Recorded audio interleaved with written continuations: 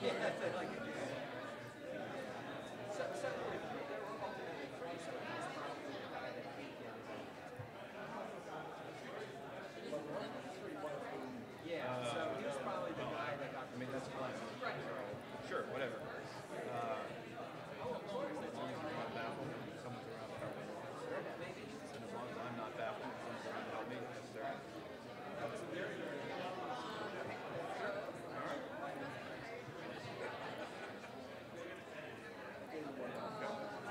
Summer's interview, which means I guess I should next one.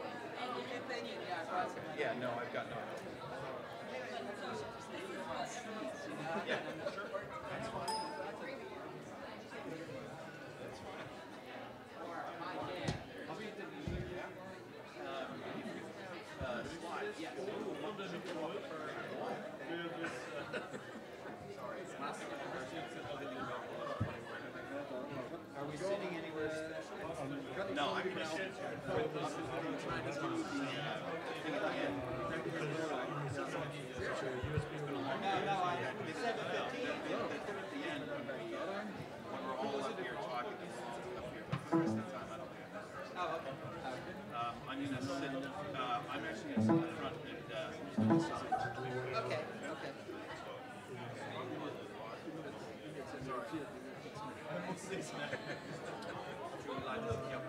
Most allerdings, if you want to upload your PowerPoints, get that done. That's right over here. Yep. Just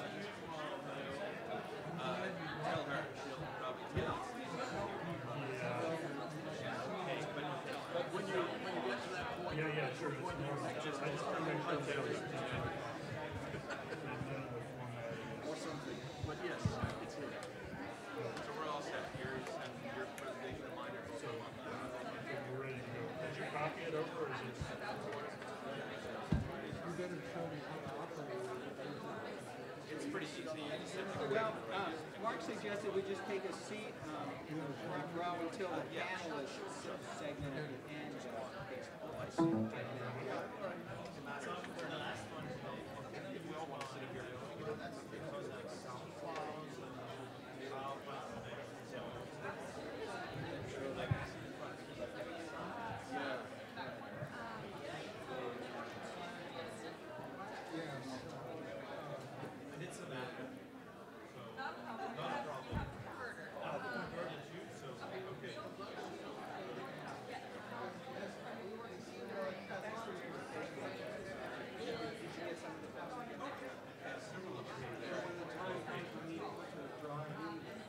No, it's right up there on the. It's right up there on the computer. Oh, it's right here.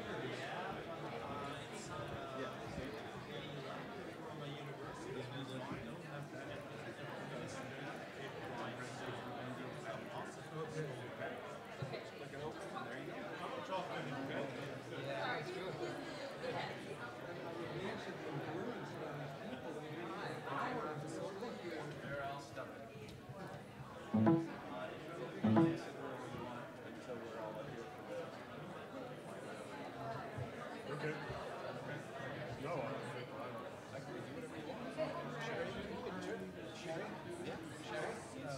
The screen's a little more.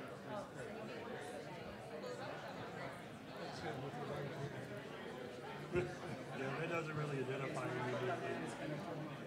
No, I don't. Okay, advance. I don't know if Joe's got it. We've got the other thing. Yeah, I got it.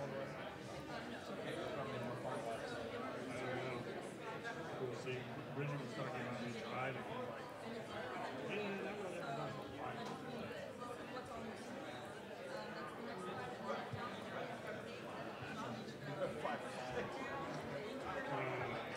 driving somebody else's car.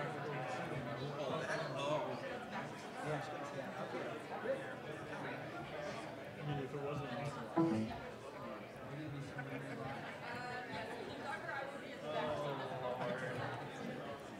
All right. Nope. No, one more.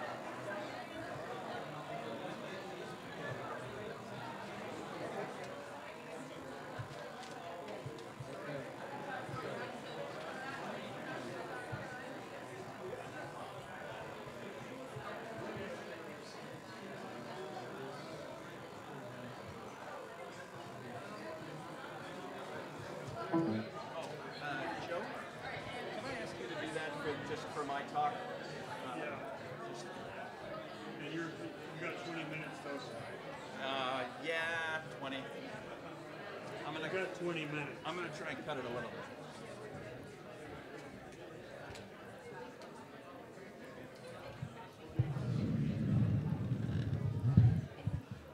All right. Sorry. Okay. Well, thanks. We're glad that you stuck around. Sorry, I'm gonna use this thing here. Jeepers. Anyway, we'd like to welcome you all to the special panel on Texas German. I would like to begin by excusing my colleague Hans Boas, who is still in Germany for his family commitment. He has not returned in the last couple of hours. I'd also like to thank Bridget Drinka for all the effort that she put in. You know what? I'm going to try this again. In setting this up. And so in what follows, I'm going to give just a few introductory remarks and try and outline the contents of the panel a little bit, and then I'll shift gears a little bit and give a version of my own presentation before I turn things over to everybody else. Okay. Whoops, sorry. Now, it's particularly appropriate that we're featuring Texas German at a conference in San Antonio. Texas Germans have obviously contributed significantly to the history of San Antonio and the area. And I just wanted to mention a few things. The King William Historical District, which was originally settled by Germans, was also the first historic district in Texas to be listed on the National Register of Historic Places in the late 1960s. It also mentioned the German-English School, which was established here in 1858 and existed until 1897. The San Antonio suburb of New Braunfels, which is one of the traditional strongholds of Texas German, Fredericksburg being the other one. And New Braunfels is also the source of the best studied variety of Texas German, New Braunfels German, which is the topic of Fred Eichel's 1954 dissertation and a good deal of subsequent work, as well as Hans Boas's 2009 book. And then last but not least, the Pearl Brewing Company, which is a traditional Texas beer made in a brewery established by Germans. And as we learned yesterday, in fact, up until the 1930s, if you did not speak German, you were not employed by the Pearl Brewing Company. So. Now, just again, introduction to the contents of the panel. So we have 6 speakers today. I'm going to go first and talk about what I've called contextualizing the study of Texas German, what I'm trying to do is just put the study of Texas German within the larger fields of historical linguistics and language contact. I'll focus mostly on historical linguistics. Our second speaker will be Joe Sammons from the University of Wisconsin, who is a University of Texas PhD, who did fieldwork on Texas German in the late 1970s and the early 1980s, and has gone on to publish an exceptional amount of work on Texas German, as well as on things like Wisconsin German, phonology, language contact, and various other areas of historical linguistics. Joe will speak about verticalization and the shift from German to English in Texas. So we're going to shift gears a little bit after that. Our next 2 speakers, Christopher Wickham and Daniel Gello, both representing University of Texas at San Antonio, and they've worked extensively on connections between Texas Germans and Native Americans. And I believe I'm not giving too much away if I say they have a book coming out in October or November. And if you're interested, there is a pile of little prospectuses, and Texas A&M University Press would appreciate it if you would take one, as would Chris and Dan. We'll then be followed by Glenn Gilbert, who is Professor Emeritus at Southern Illinois, who formerly taught at the University of Texas at Austin in the 1960s. We are especially pleased that Glenn could join us today, since he's completed some of the most important work on Texas German. So he wrote a Harvard dissertation in 1963 on this topic, and again, without giving too much away at this point, that's actually a different book. Hang on one sec. Without giving too much of the game away about Glenn's work, I still cannot get over the fact that his dissertation advisor was in fact Joshua Watmo.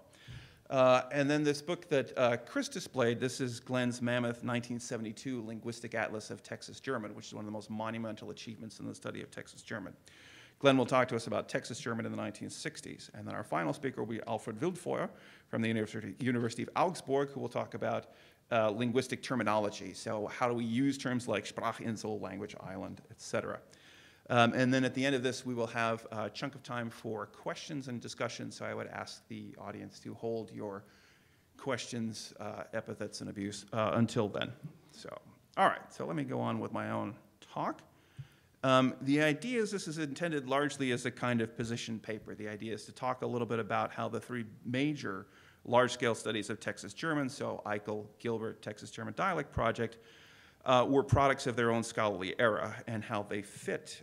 Again, most of the focus here will be on Fred Eichel's work in the Texas German Dialect Project, not so much on Gilbert 1972, since I'm going to, well, I mean, he's here, so he might as well do the talking about it. And again, this paper is really not intended to sound like the Texas German Dialect Project is the culmination of all the scholarly work that's ever been done on Texas German. It's more intended as, here are some things that Eichel did, here are some things that Gilbert did, here are some things that the TGDP is doing, and here's how they fit into the larger scholarly discourse. So the first point that we can make is that Texas German is actually particularly well suited for studies of both language contact and historical linguistics. So let me start with historical linguistics. There are 3 large-scale studies of Texas German, which were each conducted conveniently for us now at an interval of 2 to 3 decades. So we have Eichel 1954, which is based on data that he collected in the 1930s and 40s. Then we have Gilbert 1972, who collected data in the 1960s, which led to the publication of the 1972 work. And then the other third big one is the Texas German Dialect Project, which is directed by Hans Boas and has been underway since 2001.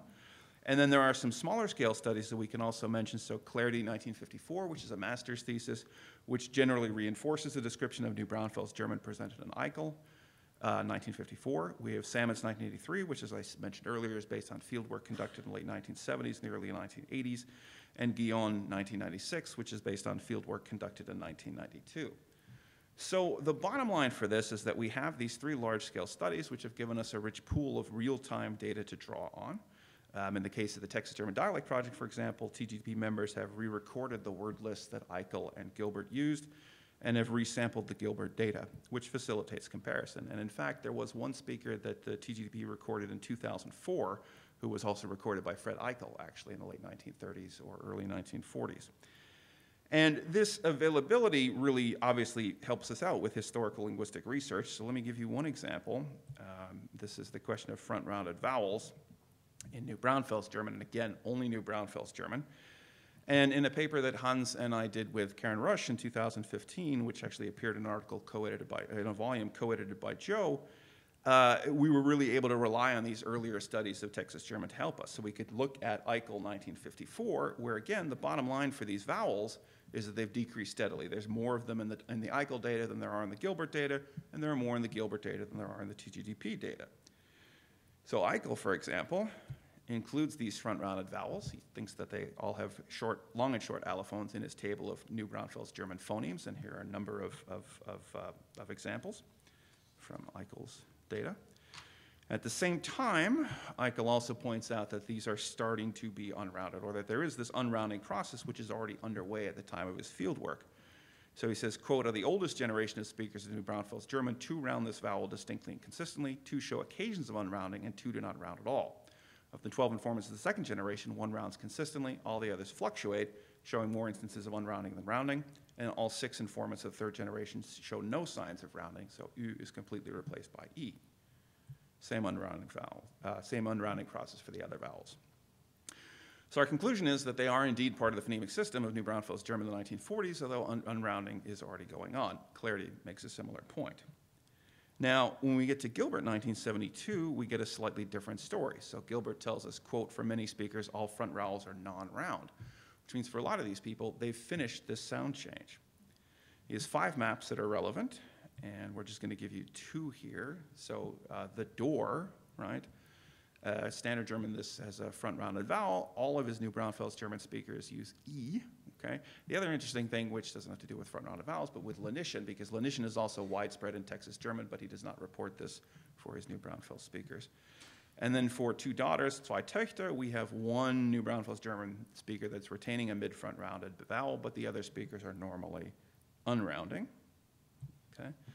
But then on the other hand, when we look at some of the other dialects of Texas German, we get some interesting responses which tell us some other things that may be going on. So we see, for example, that maybe this vowel hasn't disappeared everywhere. So we have this pocket of speakers in Kendall County who have retained this U. We also get some inconsistency among speakers. We find the same thing when we look at the 2 daughters map, widespread retention in Kendall County. And then we also get some differences that also look interesting. So it seems like some of these Kendall County speakers who are backing the vowel, it seems that to them it's more important to keep the vowel round than to keep it front, whereas for New Braunfels German speakers, it looks like it's more important to keep it front, but they actually go ahead and unround it. So our conclusion from the Gilbert data is that front-rounded vowels are still part of the system in the 1960s, but they're on the way out. So as I noted, fewer front-rounded vowels in his data than in Eichel's data. How am I doing for time? Oh, plenty of time. Now, when we look at BOAS 2009, we find that front-rounded vowels are almost completely gone. Again, only looking at these two forms that we considered when we were talking about Gilbert, so the door and two daughters. So for Datura, 98% of his informants are producing a high front-rounded vowel. Sorry, an unrounded vowel, excuse me, japers. We get one who produces the high front-rounded vowel and two that don't give him an answer. And then when we look at Zweituchter, we get a similar response. 3 of his informants are producing a front-rounded vowel. 27% of them are just producing a front vowel. 19% are producing O, which tells us something else. And 3 gave him the wrong word. The speakers, I should mention by way of demographics, because I don't mean to sound critical, even though I just sounded horribly critical of these people. But the point is, the speakers of Texas German that are alive today are all elderly. The youngest that I'm aware of is in his mid to late 60s at this point, and so a lot of them have simply forgotten a lot of these words. We get some fading fluency and some other things that are going on, which I should have said right at the beginning. Now, BOAS also collected some open-ended data, and in the open-ended data, we actually get other words that have front-rounded vowels. So we get Gemüse, the word for vegetable, and 12, the word for 12, with front-rounded vowels. And this is a little bit weird, or at least unexpected, because in the open-ended data, in the open-ended interviews, they're presumably not monitoring their speech as carefully as they are in the word list task. Yet in the open-ended interview data, they're producing something that looks more standard than not, which is a little bit odd.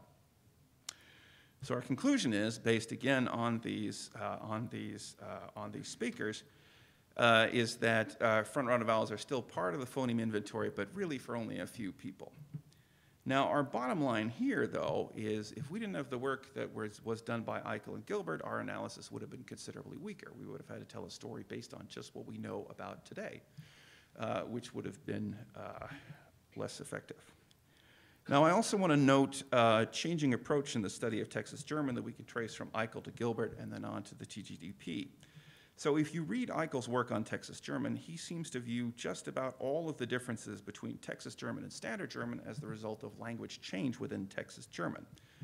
So I'm going to explicate this by talking about case, which is a good, easy thing that you can sink your teeth into. So Eichel, 1949, points out essentially nominative and accusative function in New Braunfels and Standard German. Dative has basically been replaced by accusative, but there's some remnants. They seem to use dative after mit. Genitive is occasionally used with last names, but otherwise it's gone, and there's a good deal of variation. He also points out that older speakers use more dative than the next oldest group, and youngest speakers use the dative the least. Gilbert, 1972, points out that case syncretism has continued. Okay. So we have these dative examples where the standard language would require the dative. Okay. And if you look at map 57, it's lying down there on the floor. 80% of his informants are using dative, as in the standard. But if you look at the picture is hanging over the bed, 87% of his New Braunfels informants are using accusative, which is not what you'd expect in Standard German. And then the same kind of result for map 53, sitting under the tree, where 87% of his New Braunfels informants use accusative, again, instead of the dative, as we'd expect in the standard. When we look at the TGDP data discussed by BOAS 2009, what we see from the resampled Gilbert data is, again, the same. This has progressed considerably. So map 57, it's lying down there on the floor. This time, 94% of his informants are using accusative. With the picture hanging over the bed, all of his informants that actually answered, 49 out of 53, used accusative, and he's sitting under the tree. 42% of his informants are using accusative as well. So our bottom line is that case loss has continued steadily since Eichel's time, and we have considerable variation among individual speakers. And to loop back to the point that I'm going for here, how do you account for this? So Eichel talks about two main reasons. He suggests that maybe some of this is donor dialects. So in other words, if the donor dialects that came together to form Texas German didn't have the case system of Standard German, then you wouldn't expect, okay, thanks. Then you wouldn't expect Texas German to have that case system either. There'd be no way for these people to have put that together for Texas German. He mentions this, but then at the same time, he argues that, whoops, and I've lost my place. Sorry, yes, okay. So donor dialects, but then he also thinks language contact with English is considerably more important. He says that language contact is, quote, much more important since the older people use the dative more freely than does the present generation, end quote. Then if we look at another paper, I just want to mention this, a point that Joe Salmons has argued for, sometimes in co-authored work, that this is due to decreasing exposure to Standard German. Once the position of Standard German has begun to recede, then the systematic case distinctions that you find in older generations of Texas German speakers also begin to recede. And then finally, I'm going to also mention Boas 2009, who argues for this multiple causation scenario, individual case markers, donor dialects, contact with English, etc. And it's the donor dialects point that I actually want to underscore here by way of trying to show how Texas German, how the study of Texas German has changed as our knowledge of historical linguistics has changed. And we see Gilbert, for example, in 1972, points out, quote, many, though not all of the features listed as characteristic of Standard German may be recognized as belonging to certain non-standard varieties of German that are or were spoken in the Old World, end quote. And a similar point is made by Joe Salmons in his 2012 History of the German Language, who, when he's talking about unrounding, but he makes the point is clear, he says, quote, that so many German dialects spoken in the United States and Canada unrounding is not, for the most part, due to influence from English, as many lay people believe, but rather the pattern can be traced back to original dialects with unrounding that were imported to the Western Hemisphere. Now, admittedly, Joe is talking about a different linguistic phenomenon, but Eichel never actually explains where he thinks this loss of front round of vowels that he reports comes from, so I've had to use the case example to make the donor dialects point. Now, this will take us to language contact. Texas German, again, it's been in contact with English since a relatively early stage of its existence. Relatively early, which relatively, it's a good weasel word for me to use in this case, because it's clear that speakers of Texas German were not always in contact with speakers of English. They did make concerted efforts to keep themselves separate in various ways, had their own flour mills and things like that. And there were also these very serious efforts at language maintenance. German language churches, German periodicals, some which really had excellent circulation numbers for the time. So Texas Vorwärts, Texas Forward, which was published in Austin, had a circulation of over 6,000 in 1900, according to Salmons and Lucht, 2006. There's also a very wide range of German language literature. If you're familiar with Germany, you will know that Germans are fascinated by the Wild West. You could mention, for example, the Karl May plays that are every year up by Lübeck, some Bad Segeberg, I think is the name of the town. And all sorts of German westerns and things like that. And so it's not surprising that there's a wide range of German language literature about Texas. And I could also mention Karl May actually has a novel, and I've forgotten the title, but it's set in LaGrange, Texas. So Karl May, for at least there. And of course, German language schools. And then German was also very well established in an official context. So for example, up until 1890, the meetings in the New Braunfels City Council were conducted in German. So up until at some point in the 20th century, Texas German was in a state of language maintenance. But since around the time of World War I or so, it's moved from a state of language maintenance into a state of language shift. The numbers have declined steadily. Numbers actually peaked at around 160,000 in 1940, and currently it has steadily tanked since then, down to about 70,000 in the 1960s, and the best guess currently is 6,000 to 8,000 speakers. And we see some linguistic results. English loanwords. It's not always easy to establish precisely what the effects of contact with English have been on Texas German, but I am reasonably confident when I say that I am convinced that the increase in English loanwords is due to increased contact with English. I think I'm on fairly safe ground with that one. There are relatively few of these in the Eichel data. There are more in the Gilbert data than there are in the Eichel data, and there's more in the TGDP data than there is in the Eichel data. Let me also mention just a couple of other things that the TGDP has been able to do as scholarly thinking about language contact and change has advanced. So, for example, Boas was able to apply Trudgill's model of new dialect formation to the development of Texas German, and we're working on some stuff looking at social networks and change, trying to figure out how to get that to play together, but we need to work out a lot there. So bottom line is that it's an ideal crucible to study language contact and change. Let me then just mention a couple of challenges. Again, I mentioned this declining number of speakers. I've mentioned the age of the speakers, declining fluency, and there's also extreme variability with some things. And at other times, the historical data can be tricky to account for, and this is the last big point that I want to make. So Eichel is looking at the word Pferd, which means horse, and all of his speakers use F word initially. It's a ph, it's an African in Standard German. All of Eichel's speakers use the fricative. Gilbert, 1972, all of his speakers use the affricate, and for Boas, 8% of his speakers use the affricate. So this is maybe not exactly what we'd expect, okay? And there are some possible solutions. So Boas says maybe it's new dialect formation, maybe it's contact with other dialects, maybe it's influence from Standard German. These are for the differences between the Eichel data and the Gilbert data. We could also suggest it's a problem with Eichel's corpus, but at the same time, number one, that can't be determined, and number two, it's really not fair for us to take Eichel's data at face value when we're looking at other stuff and then not in this particular example. So the bottom line is that the TTP data shows a mixed picture, which makes it difficult to draw any definite conclusions. Okay? And then there's lots of stuff left to do. There's some socio-historical events that we'd like to look into a little bit more, World War I, Standard German, et cetera.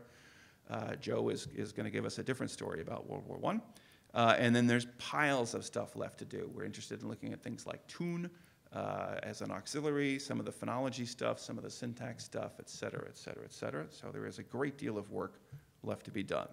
Thank you.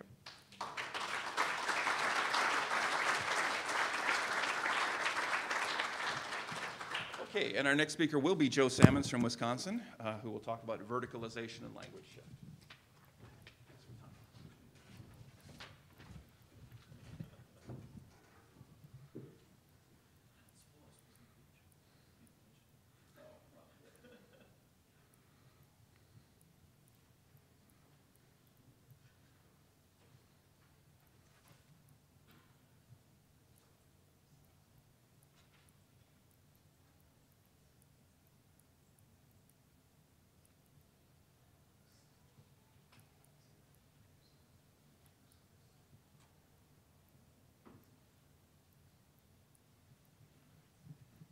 What's the presenter view equivalent here?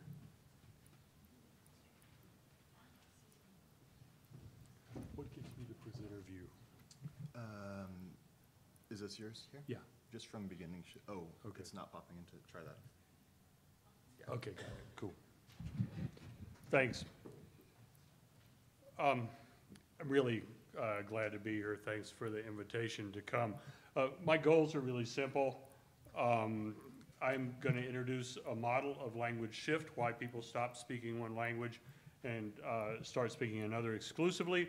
I'm going to argue that the particular view, the verticalization model, does more for us than other views of language shift. And I'm going to apply briefly to Texas German in terms of schools, the press, religion, and a word about economics. What happens is in all of these domains, there are changes that reduce local autonomy and increase interactions beyond the German-speaking communities, and that this correlates with language shift. Along the way, inspired by a conversation among the panelists at breakfast this morning, I'm going to argue that World War I actually has a very limited role in the loss of Texas German, the shift away from Texas German. Theories of language shift, I'll start with some non-linguistic scholarly ones. Karl Wittke, who wrote in the mid-20th century, really says pretty bluntly, World War I did it. A thunderclap from a cloudless sky. Niels Haugen, himself a bilingual Wisconsin Norwegian-English bilingual, says time takes care of the question of language. The history of Wisconsin says that there's not really a clear explanation. These are typical traditional statements. You hear them everywhere from people, and you hear them a lot from linguists as well. There's one really widely used approach today, and that is ethno-linguistic vitality. Quoting here from Reed and Giles, the greater a group's objective vitality, the more likely it is that they will learn and maintain their language. So they say that ethno-linguistic identity theory explains language shift. So what is ethno-linguistic vitality about? So Landwehr gives us a list of measures, relative position on the urban-rural continuum, domains where it's used, code switching, population group dynamics, distribution of speakers within their own social networks, and so forth, on down to prestige and access to a stable and acceptable economic base. Well, if you look at these things, I'm not sure what to make of them. The relative position on the urban-rural continuum, two languages that are being very robustly maintained in this country today are Yiddish in Hasidic populations, often extremely urban populations, and Pennsylvania Dutch among an extremely rural population. So I'm not sure what urban-rural really tells us there. Domains where the language is being used, I think this is circular. If you're using your language, it's being maintained. It means children are being exposed to it, can learn it, and so forth. You go all the way down this list, I'm not sure what to make of this. Is this a description? How useful is it? And Robert McCall Miller says not very long ago that we actually understand the process pretty well, but there haven't been many attempts to join up all the social linguistic and linguistic findings into one unit. I'm not sure about that. Has that been understood, or has it been, have some factors been described? I think joining up is the key. We need a theory here. We need something that makes generalizations that gives us a bigger picture. I feel his pain, but I think we need some sort of theory of language shift. If you look at the Oxford Dictionary of Science, they define science as a system of knowledge covering general truths or the operation of general laws, especially as obtained and tested through scientific method. I mostly do sound change. This is not what I do for a living. The sound change, I have really clear general principles. You might quibble with the regularity of sound change, neo-grammarian principle, but that's a really good, useful guiding principle. I would look at sound waves. We understand a whole lot about the acoustics of sound, about how people perceive them. Where are the general principles here? What I'd like to do is say that earlier accounts just aren't testable. You can't falsify them. How do you know with ethno-linguistic vitality which factors, how much factors, how do you measure those factors are needed for language shift? They don't really have the power to explain observable phenomena. They're often really vague. They talk about status and prestige and so forth. What I'd like to say is that we should be looking for some single factor that's definable, that's testable, that correlates with where shift does and doesn't happen. And an answer to that, a possible answer to that, comes from the notion of verticalization, which was developed by Roland Warren, who was a community studies scholar, one of the founders of that field, basically. And he talks about a great change in American society where things go from what he calls horizontal organization to vertical organization. He says that community units, whatever kind of units, economic, political, social, within a community have ties to other units in the community, and they have ties to units outside the community. The ones within the community are horizontal, the ones outside the community are vertical. Here's an illustration of this. You think about in a traditional 19th century, say, American society, what happens in local religious organizations is tied to what happens in local schools. So what holidays they observe, for example. Those are horizontal ties. At the same time, and increasing since the mid-19th century, local religious organizations often have closer ties, stronger ties, are more controlled by regional, national, international religious institutions than they were, and certainly local schools are more tied to and shaped by state boards of education and so forth than they were in those days. So the shift from horizontal ties to vertical ties, in Warren's view, we are able to tie that to language maintenance and language shift, and the argument is basically that verticalization unravels the kind of social fabric that you have that allows for language shift. So typically where we see verticalization, and this has been studied now in a bunch of languages from Cherokee in North Carolina to Finnish in Wisconsin, it's not typically piecemeal. The institutions go and different things go in very at very similar times. This alone suggests that there's some sort of common cause to shift. I just gave an example of government and private institutions, religious and educational here. The same holds for technology, it holds for media, it holds for mobility and infrastructure. So I find Warren's notion very appealing because it's one factor that can incorporate a whole lot of very particular and seemingly independent considerations into one account. David Nadvig, who's working on a dissertation on something completely unrelated at Wisconsin right now, puts it this way. So verticalization means that the spaces for using the minority language become fewer. There's more pressure for minority language use in more settings. This leads to circumstances like parents shifting to English at work, children shifting to English at school. That makes it much easier to shift the home language, and that can lead to a stoppage of transmission. Here's the key point, though, what I'm concerned about, and I'm really less concerned about whether this is right or wrong than the fact that it's a testable claim. The claim is that if and when a community, when community structures verticalize, there's going to be language shift. This is related to things like Sally Coco talked about this morning, social isolation in communities, but it's a negotiation of contact. It's more than simple isolation. And there are horizontally oriented communities in our highly verticalized society. I mentioned Old Order Amish and Hasidim who successfully maintain other languages. Very quickly, David's graphics I like here. They show the multiplex relationships that you would have had in the mid-19th century, close ties among various community organizations, the encroachment of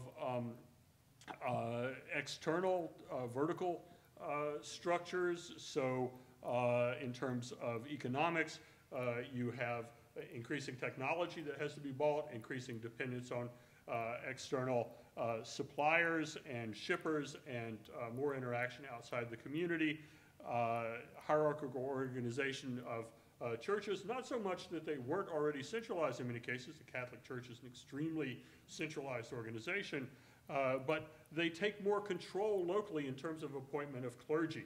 So they exercise that control. In terms of schools, it's a straightforward case of increasingly state and now national control. And with the press, it's the loss of small papers generally. In each of these cases, English is brought into communities pretty clearly. So you now have the majority language and the minority language competing. Eventually, you end up with shift. So let's turn in the second half here to shift in Texas German. There's an ancient overview of language shift. It's very naive. It was the first paper I ever wrote about linguistics. But just to show you that I've been thinking about this for quite a while, don't look at this slide. It's mostly wrong. A lot of it's wrong. How do we know about this? Mark mentioned some dates. He mentioned schools, the German English school stopping in 1897. He mentions things changing, city council changing in 1890 in New Braunfels and so forth. We have a lot of dates, but what about individual speakers? Well, the 1910 U.S. Census asks a question. You can't read it unless you've got super eyes, but the top box there is column 17, and it says whether able to speak English, if not, give language spoken. So it doesn't tell you whether somebody speaks another language. It tells you whether they can speak English. If they can't speak English, what language do they speak?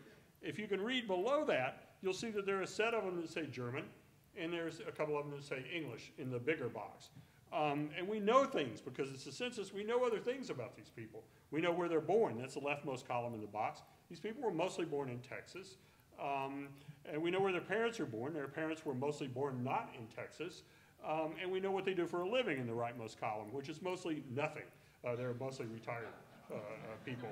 This is a striking picture. This is Fredericksburg. And it looks the same across the area.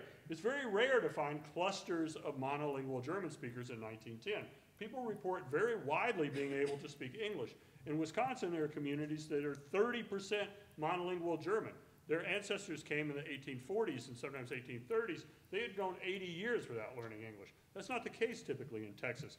What's also pretty common in Wisconsin is really vanishingly rare in the census data I've looked at. I haven't done a quantitative analysis of it, but here's one example that I was able to find of a speaker, again, a Fredericksburg speaker, who is a third-generation Texan and who reports being unable to speak English. So you've got a lot of bilingualism by 1910, almost universal bilingualism. Let's turn to some institutions. What drives shift in these individual cases, in these individual institutions? In the case of schools, people talk traditionally about laws. So there's an 1854 law, later amended, that denied funding to people unless the English language was the main language taught. It's happened all over the country at roughly this time. 1871, control was returned to local communities.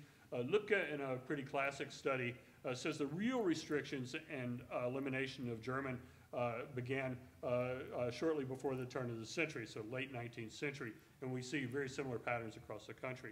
The law that really starts to bite, that really has effect, is a 1909 law that Moore talks about in her 1980 dissertation that mandates everything be done in English. So this looks like this should have happened way before World War I. So Germans should have been out of the schools long before the United States entered World War I. Was it really about laws? Was it really connected to World War I? I've got huge sets of these, and there's a lot of available data that could be looked at here from histories of education in particular counties done as master's theses at UT Austin. And you see here a list of people, at least a list of sources saying, well, they couldn't really teach English because they didn't really know English. That's a very common sort of meme here. Schools starting in the 1880s that were German language of instruction. So this is happening after the laws have been passed. One common view that laws mandate the shift, that they drive the shift, whether or not it's tied to World War I, don't look terribly promising here. Why does schools shift?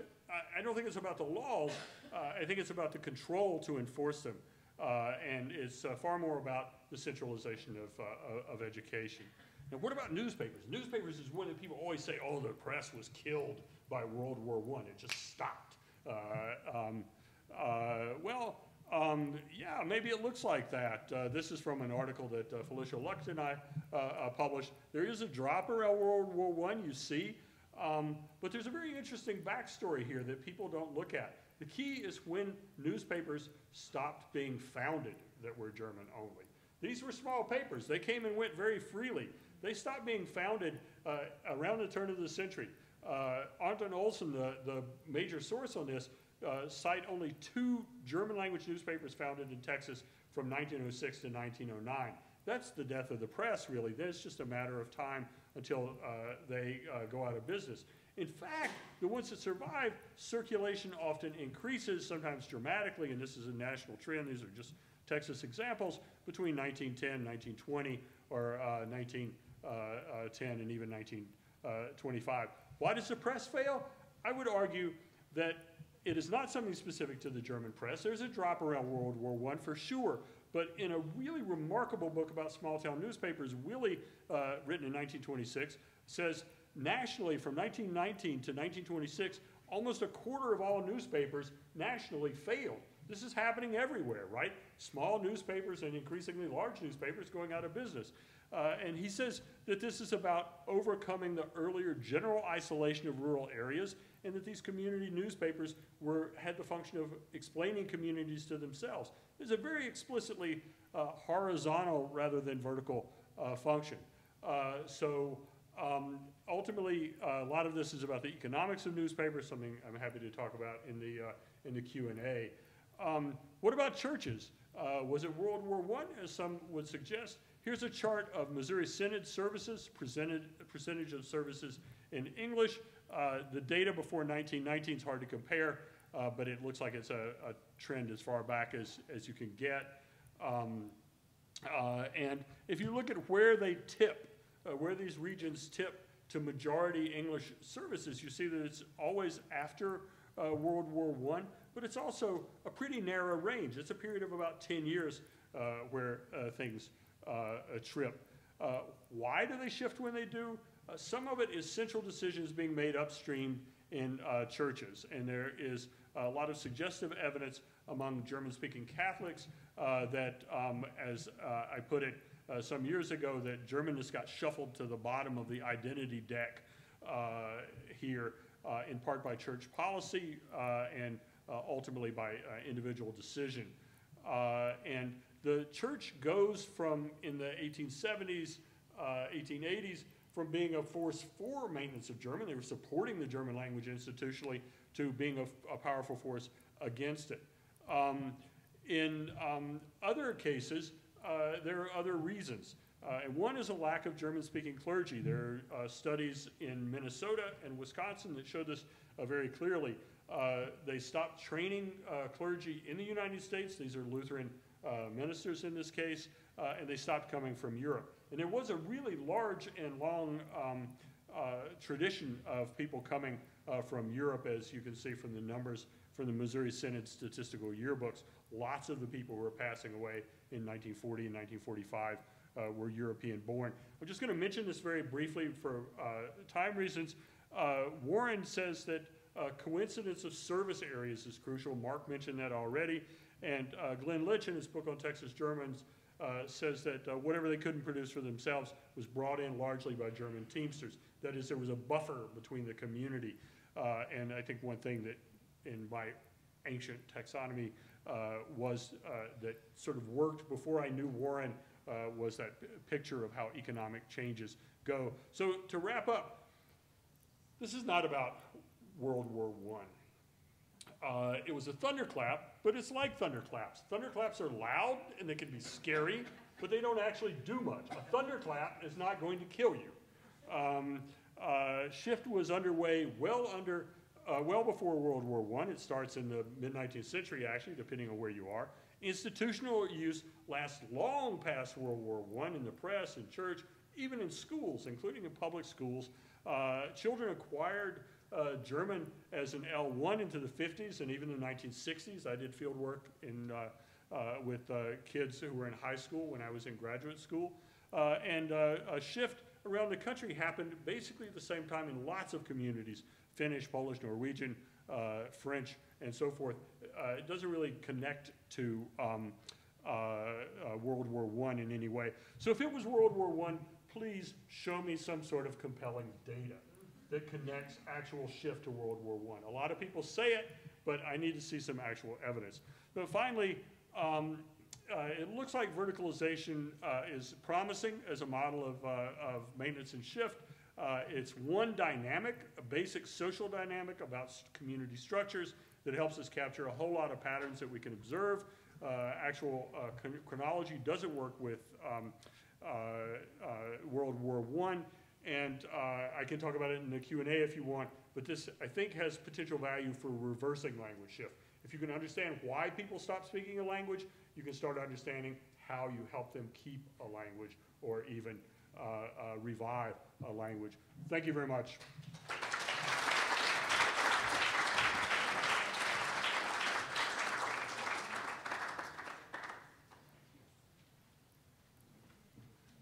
Okay, thanks, Joe. Our next speaker is Christopher Wickham from UT San Antonio. We'll be talking about Comanche and German on the Texas frontier. Okay, Chris.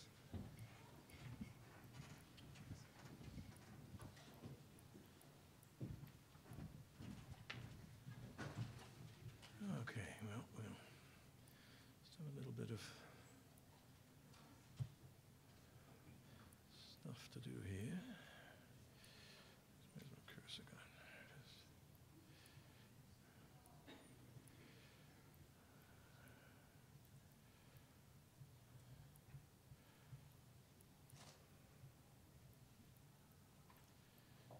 Let's try that one. Looks good.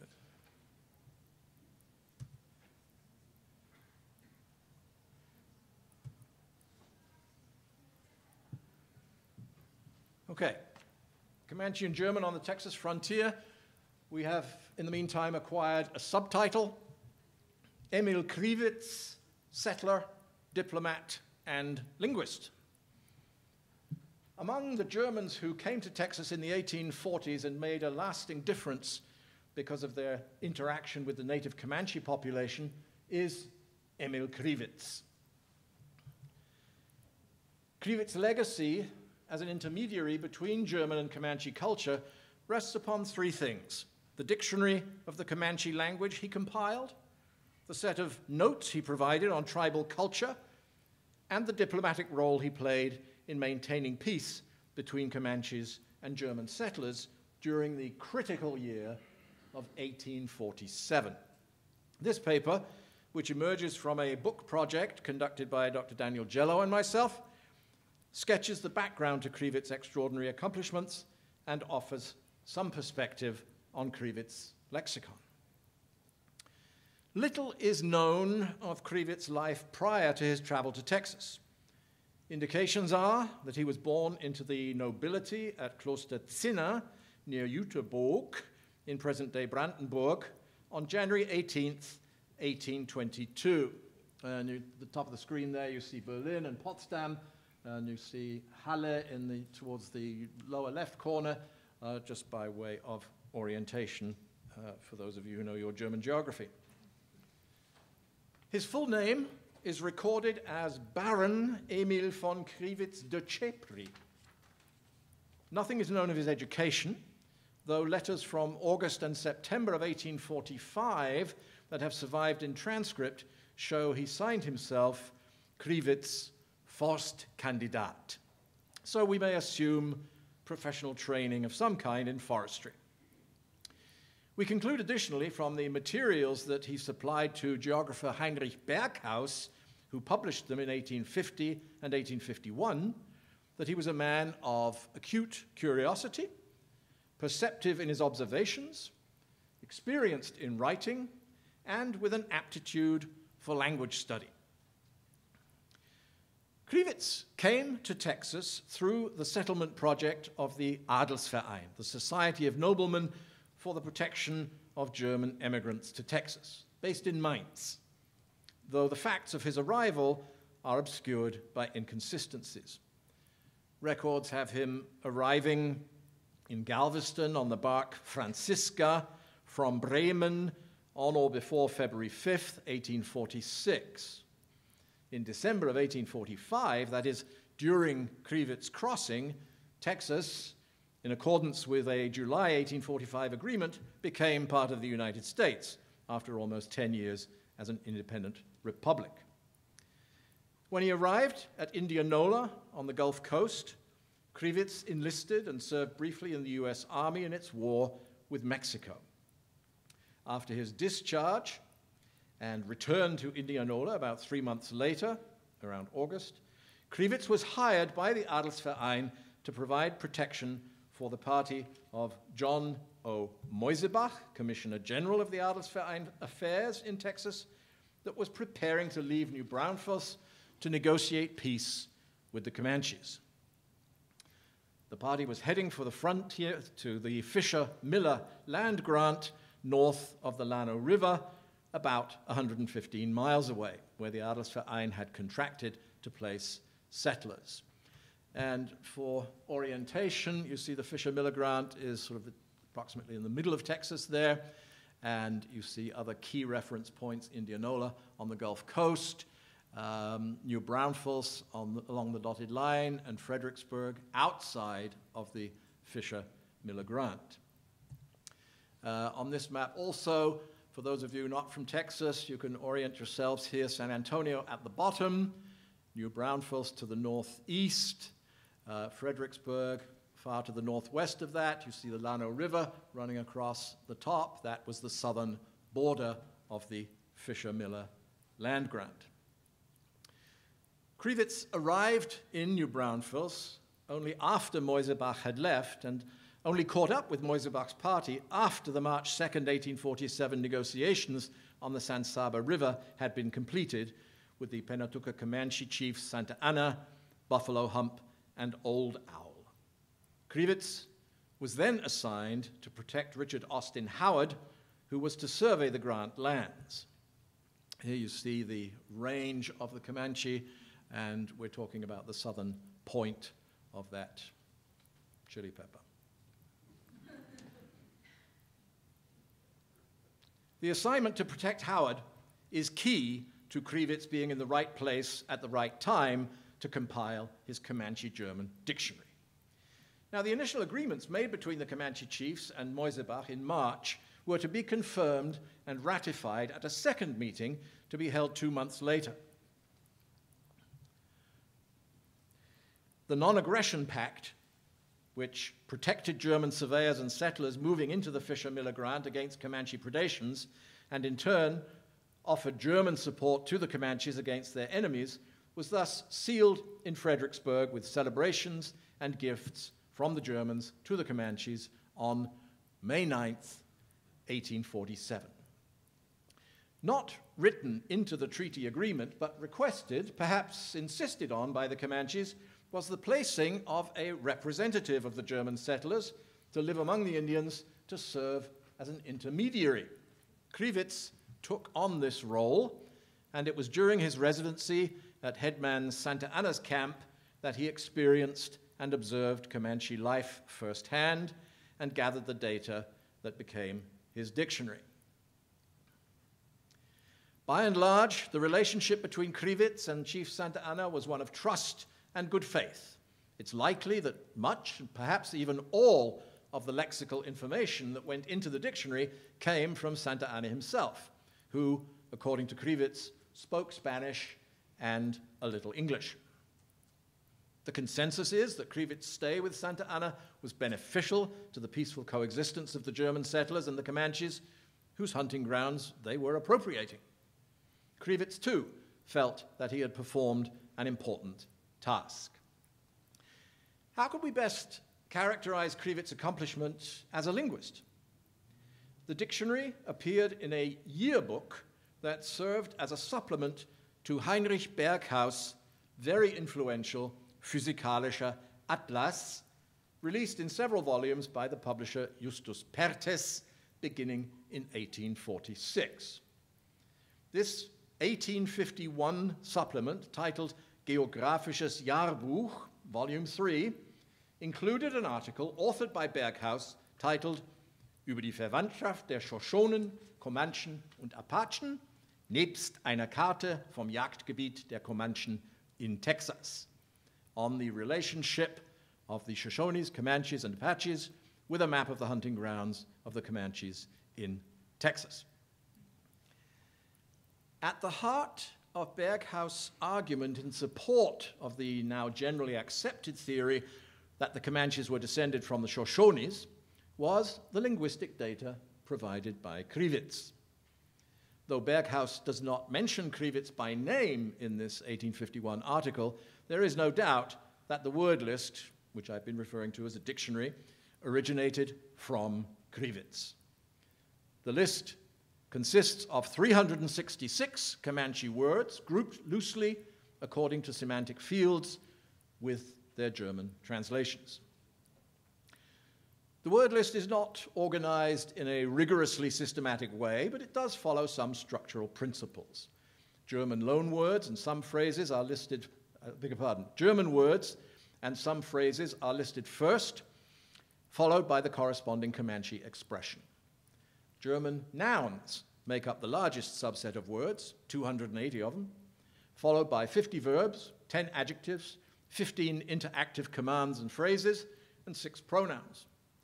The largest group of nouns covers human body parts. This is immediately followed by 12 verbs having to do with human senses and functions. Other noun groups include everyday utensils and artifacts, animals, useful and nuisance, riding, firearms and weapons, clothing and ornamentation, and food. A handful of terms for weather and cosmos, metals, vegetation, and writing, interestingly, as well as a few color adjectives and evaluative descriptors, good, bad, etc., complete the single word correspondences. The other 36 verbs are arranged alphabetically by their German spelling. The nouns, on the other hand, seem to be grouped more by a semantic association and are not listed alphabetically. Brief interactive utterances such as take this, give me your hand, and what do you want conclude the list. Counting expressions, numerals, ordinals, are conspicuously absent, as are kinship terms that go beyond father, mother, woman, boy, small child, cousin. Prepositions, indicators of direction, and terms of geographic and topographical reference are also missing. The German words are spelled out using standard mid-19th century orthography, except for the systematic use of the umlaut symbol over the U in the Oi diphthong, examples Feuer and Freund. You see Freund there in that particular slide with its umlaut. And also avoidance of the SZ symbol, the scharfes S. Comanche words occasionally are spelled with the SCH sequence for she, revealing the application of German spelling principles to the transcription of Comanche words. In his footnotes, Berghaus is critical of the clarity of Krivitz's handwriting, so we must assume errors based on legibility, especially where the Comanche transcriptions are concerned. A detailed analysis of the composition and content of the dictionary in the context of ethno-linguistic historical practice has not yet been conducted, but could provide valuable additional insight. We do not know what Krivitz's motivations were in making the list. Perhaps his work was driven by Krivitz's own curiosity. Perhaps it was to relieve boredom and occupy the mind of its compiler during his sojourn with the natives. Perhaps it came from a suggestion by Santa Anna. There is no evidence that this was an assignment given to him by Berghaus, who published it, or anybody else. Nor is there evidence that it was circulated among the German settlers in Texas afterwards to aid communication with the Comanches. We do not even know how it came from Krivitz into Berghaus' possession.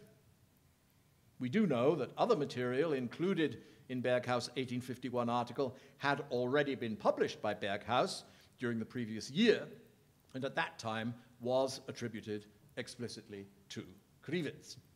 And this is the set of the cultural observations and ethnographic notes that describe Comanche life, Sitten und Gebräuche der Comanches in Texas.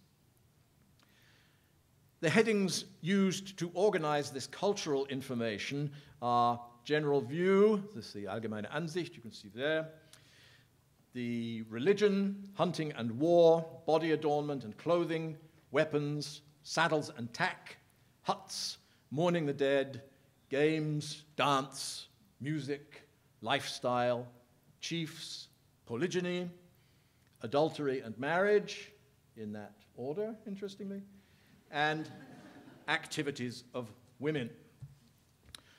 This image is a painting of Comanches by George Catlin. There is an exhibit of Catlin's paintings in the Briscoe Museum right next door here, ongoing right now, temporary exhibit. I recommend you take a look. Berghaus' article found almost no resonance in the United States in its day. However, in learned circles in Germany at the time, we do find references to it. The role of Krivitz's Comanche dictionary and ethnographic observations as a mediating element then between Comanches and Germans, at least as far as it is documented, involves Germans in Germany rather than Germans in Texas and the US. So how did Berghaus come into possession of Krivitz's Comanche dictionary and the cultural notes that he, Berghaus, published in 1851? Krivitz himself makes reference to a visit he made to Germany after his stay with the Comanches. When was this return to Europe, after which Krivitz clearly came back to Texas? Could it have been between late 1847, when we know that he was conducting Adelsverein settlers to the Llano to found colonies there, including Castell, which is still there, the only one that is still there from this undertaking? And when he signed a petition to establish Gillespie County, the same year, 1847, between then and April 1851, when Berghaus was corresponding with Wilhelm Perthes, the publisher of the Jahrbuch, about Krivitz's contribution to his article. The Sammlung Perthes Archive at the Universitäts- und Forschungsbibliothek Erfurt-Gotha holds a letter dated April 20th, 1851, which is clearly Berghaus' cover letter as he submits the article and the accompanying map to Perthes for publication. It appears from comments Berghaus makes in his endnotes to the 1851 article that he discussed some of the contents with Krivitz in person. In endnote 13, he remarks, "I must note that my informant was not sufficiently familiar with the ethnography of the rest of North America to know anything about the existence of the Shoshones." So it becomes evident that Krivitz and Berghaus must have met and talked. It is theoretically possible that this exchange, the follow-up information, was conducted by correspondence, but I rather doubt it. I'm going to cut to a concluding remark. What then is the value of this dictionary, this 1851 article? Firm answers to the question of how Berghaus acquired Kriwit's dictionary and the cultural notes are elusive at the present time. Nevertheless, the substantive value of the Kriwitz-Berghaus Comanche dictionary and the article, firstly as contributions to our awareness of German-Comanche relations, and second, as documents of Comanche ethnology, is beyond doubt. And for this reason, the work of Kriwitz and Berghaus merits closer evaluation in the context of German settlement history and of the development of linguistics and anthropological science in the United States and elsewhere. And at this point, we segue to what D'Angelo has to say about the way in which this article has impacted the development of anthropology in the United States.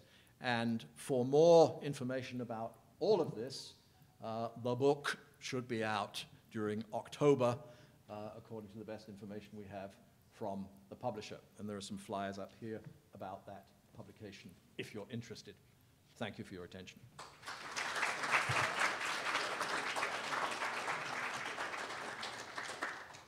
Great, thanks, Chris. Okay, so as Chris pointed out, our next speaker is Daniel Jello, who's also from UT San Antonio, and his talk is called Frontiers of Language, Texas, Germans, and Texas, reading that as Texas Germans, Texas, comma, Germans, comma, and the development of Shoshone in linguistics. So, please.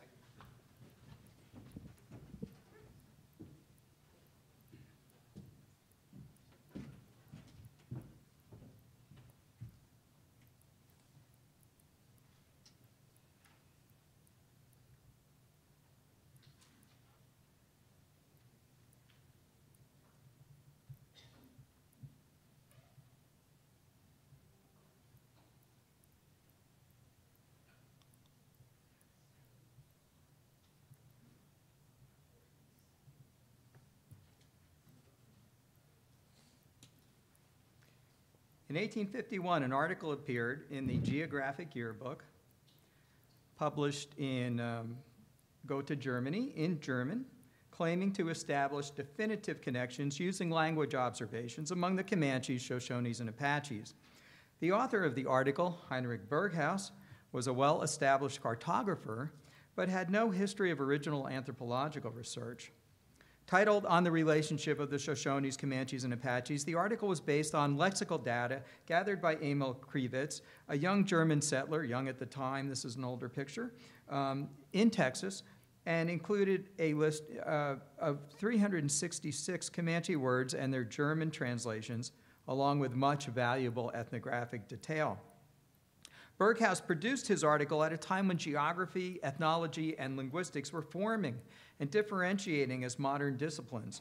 It is appropriate then to consider for the first time his influence on the course of ethnology and linguistics in North America.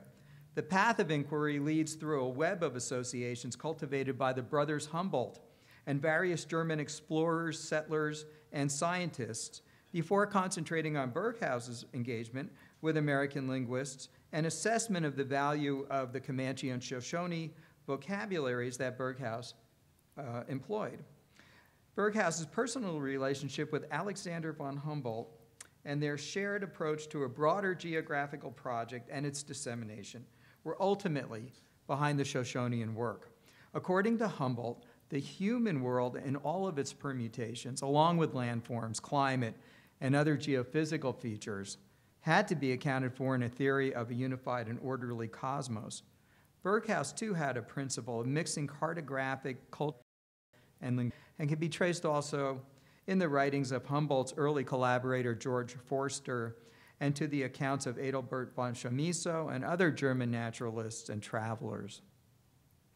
Alexander von Humboldt's interest in human geography had a correlate in the scholarship of his brother Wilhelm, a founder figure of German anthropology. Wilhelm was particularly concerned with language and its value in reconstructing specific ethnic histories and mentalities. As early as 1827, Berghaus had used Wilhelm von Humboldt's notes on cultural progress among North American Indians for a publication in his journal Hertha. In his later years, Wilhelm von Humboldt was engrossed in North American Indian languages, which he learned about mostly through the grammars prepared by Jesuit missionaries, as well as those of Europe and Southeast Asia. Berghaus's documentation of the Comanche language and his comparison with Shoshone are very much in keeping with this aspect of the all-Humboldtian agenda.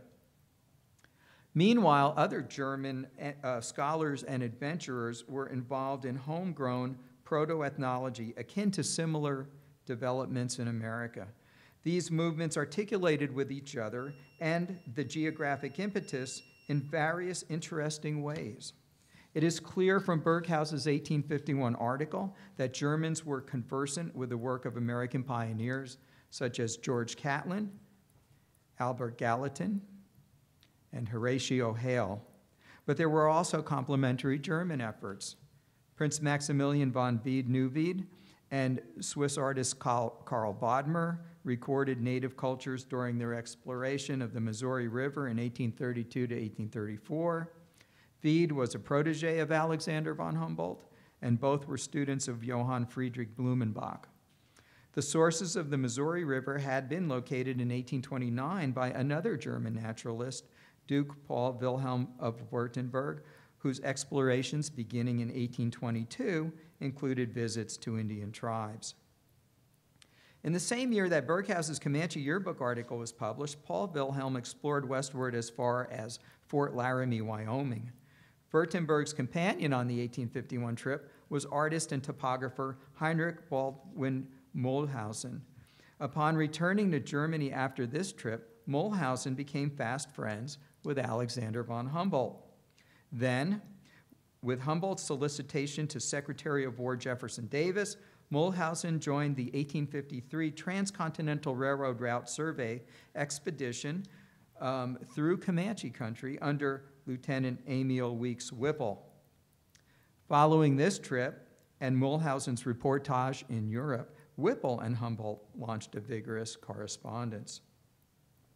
After his 1851 journey, Paul Wilhelm visited Baron Ottomar von Baer in Sisterdale, Texas, 47 miles north-northwest of our location this evening. Baer, a founder of Sisterdale, was a prominent advocate of German emigration to Texas and an able naturalist who maintained ties with Germany and who counted Alexander von Humboldt among his associates. Another resident of Sisterdale was the geographer Ernst Kopp, described as a follower of Karl Ritter. Ritter has been characterized as a protege of Alexander von Humboldt. Ritter, Humboldt, and Berghaus together had founded the Berlin Geographical Society. In 1855, Paul Wilhelm was in the Texas German settlements yet again, visiting artist Karl von Iwanski in New Braunfels. Iwanski was famed both for his pencil sketches of Texas pioneers and his sculpted bust of, you can probably guess, Alexander von Humboldt. And the circle closes tidily in the person of Ferdinand Raymer, who Berghaus's informant Emil Krivitz must have met in Fredericksburg in March of 1847. Raymer had arrived in Texas to compile a geological report with a letter of introduction in his pocket from Alexander von Humboldt. Thus did the reach of the Humboldtian project extend to North America, not least Texas. Berghaus and Krivitz were participants in this phenomenon at either end of the span. But what direct influence did the Humboldtian tradition, and Berghaus in particular, exert in the development of American anthropology? This question leads us first through a detailed examination, not to be recounted tonight, of Franz Boas, the German-American founder of modern anthropology, whose anthropology may be viewed as uniting the intellectual currents emanating from both Wilhelm and Alexander von Humboldt, and whose own personal career epitomized the evolution of American anthropology out of German geography and physical science. As far as Heinrich Burkhaus in particular is concerned, his influence was much more concentrated and confined to the field of linguistics.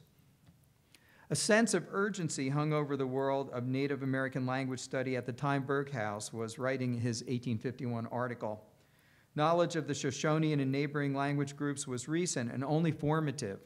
In 1824, as the first details of Comanche and Navajo culture were making their way into print in English, the naturalist C.S. Rafinesque lamented that, quote, the writers have totally neglected to notice the languages of those nations, often the only clue to trace their origin and history.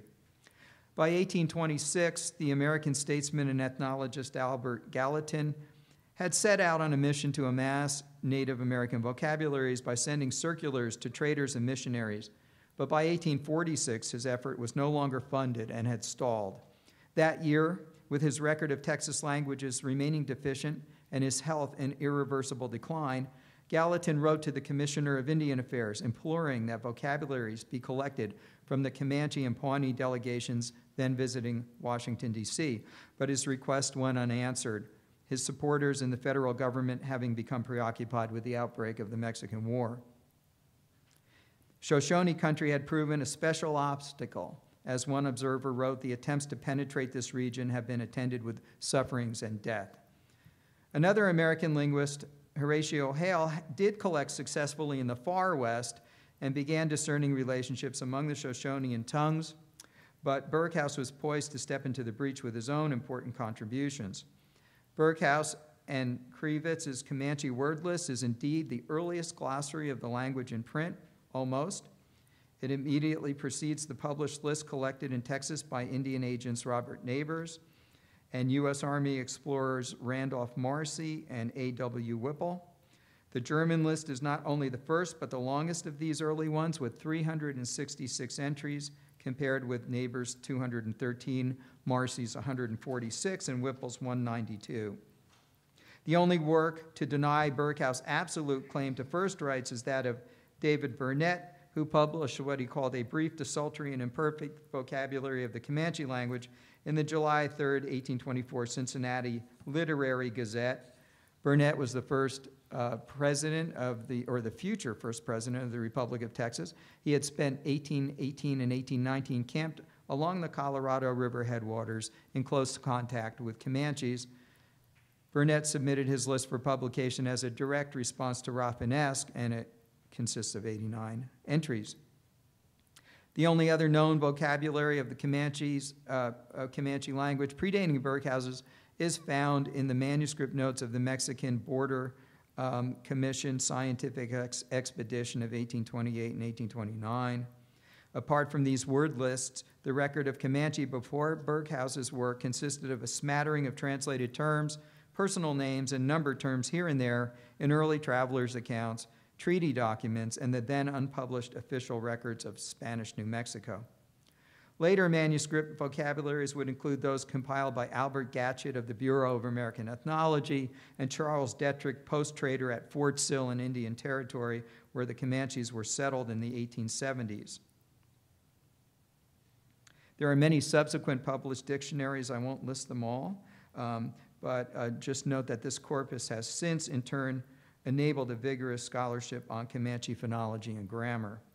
Burkhaus's impact on linguistic research was practically instant. In pursuing connections between Comanche and other languages, he stimulated the delineation of the Uto-Aztecan language family by his acquaintance at the Royal Library, the German linguist Johann Karl Eduard Buschmann. In an 1854 scientific report, Buschmann reproduced the Kriwitz-Burkhaus word list, using it along with those of Neighbors and Marcy to support his theory of linguistic affiliation. The classification was then refined by the Mexican philologist Francisco Pimentel, Swiss-American ethnologist Albert Gatchett, and the American anthropologist and linguist Daniel Brinton, Alfred Kroeber, Edward Sapir, and Benjamin Whorf during the latter 19th and early 20th century. Thus, Burkhaus was in the forefront of the impulse to record and classify Comanche and related languages. His linguistic contributions are all the more admirable because he was a polymath rather than a specialist. Despite its pivotal role, many aspects of Berghouse's Comanche study have until now remained unappreciated. He's only cited in Whipple's 1855 report, in some notes by Albert Gatchett, in a footnote by Pimentel, and in modern times only in my own version of Garcia Rejon's vocabulary, another early Comanche vocabulary, among all of the subsequent language research on the Comanches. He is not mentioned along with Bushman and Whipple in the standard summary of North American language research before Boas, and the ethnographic detail has likewise been neglected. The earliest standard 20th century histories and cultural sketches of the Comanches do not cite him, nor do any of the numerous more recent Comanche histories and cultural studies. The ethnonyms that Berghaus recorded are generally absent from the foundational synonymies produced by American ethnologists, such as those appearing in Hodge 1907 and Sturtevant 2001. As the first substantial published list of Comanche words, the Krivitz-Berghaus glossary is a valuable legacy. To render the work more useful to modern readers, Dr. Wickham and I have prepared a version which provides English translations of the original German entries, plus comparisons with Kriwitz's Comanche terms, with ones from later vocabularies. This material is arranged in a 5-column table of numbered entries showing the German terms or phrases with Berghaus's idiosyncrasies, our English translations of the German, the Comanche words as published by Berghaus, and our comparisons. The original was not numbered, nor were the entries alphabetized for the most part, and we tabulated the terms in the order originally published in case that revealed anything about their methods or thoughts, but we also created an index of the English terms to aid research. For Comanche cognates, our study relies mainly on the latest revision of the dictionary compiled by tribal members, and we defer to their orthographic conventions.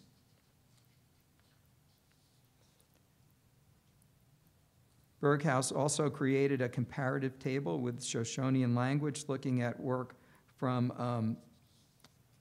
1848, a collection of Western Shoshone, and matched 4 terms concertedly and a number of terms that also look very similar, and thereby establishing an undoubted connection between Shoshone and Comanche. This comparison confirms Horatio Hale's declaration that the two languages were undoubtedly intimately related, and thus serves as one of the wellsprings for the modern classification of the Numic branch and Uto-Aztecan language family. Thank you.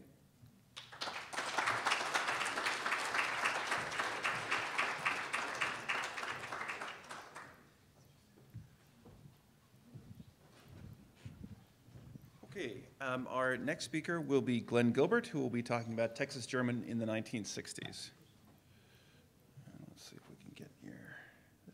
Maybe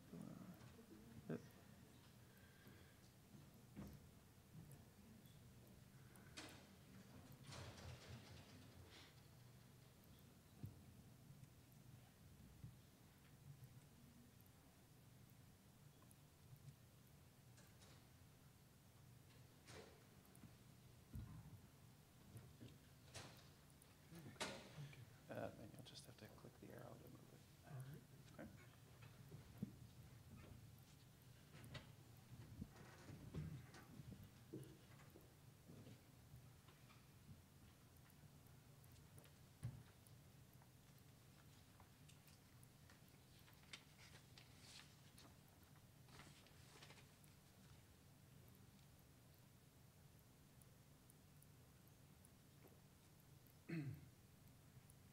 I think I'm losing my voice. My talk is entitled Texas German in the 1960s. I'm very grateful for this opportunity to discuss the work done on Texas German in those years, which formed the basis for my 1963 dissertation on the German of Kendall and Gillespie counties, and appeared in greatly expanded form in the Linguistic Atlas of Texas German.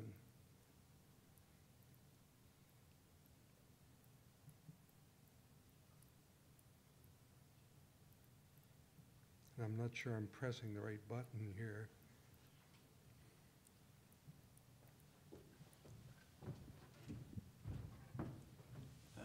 Should just be this one.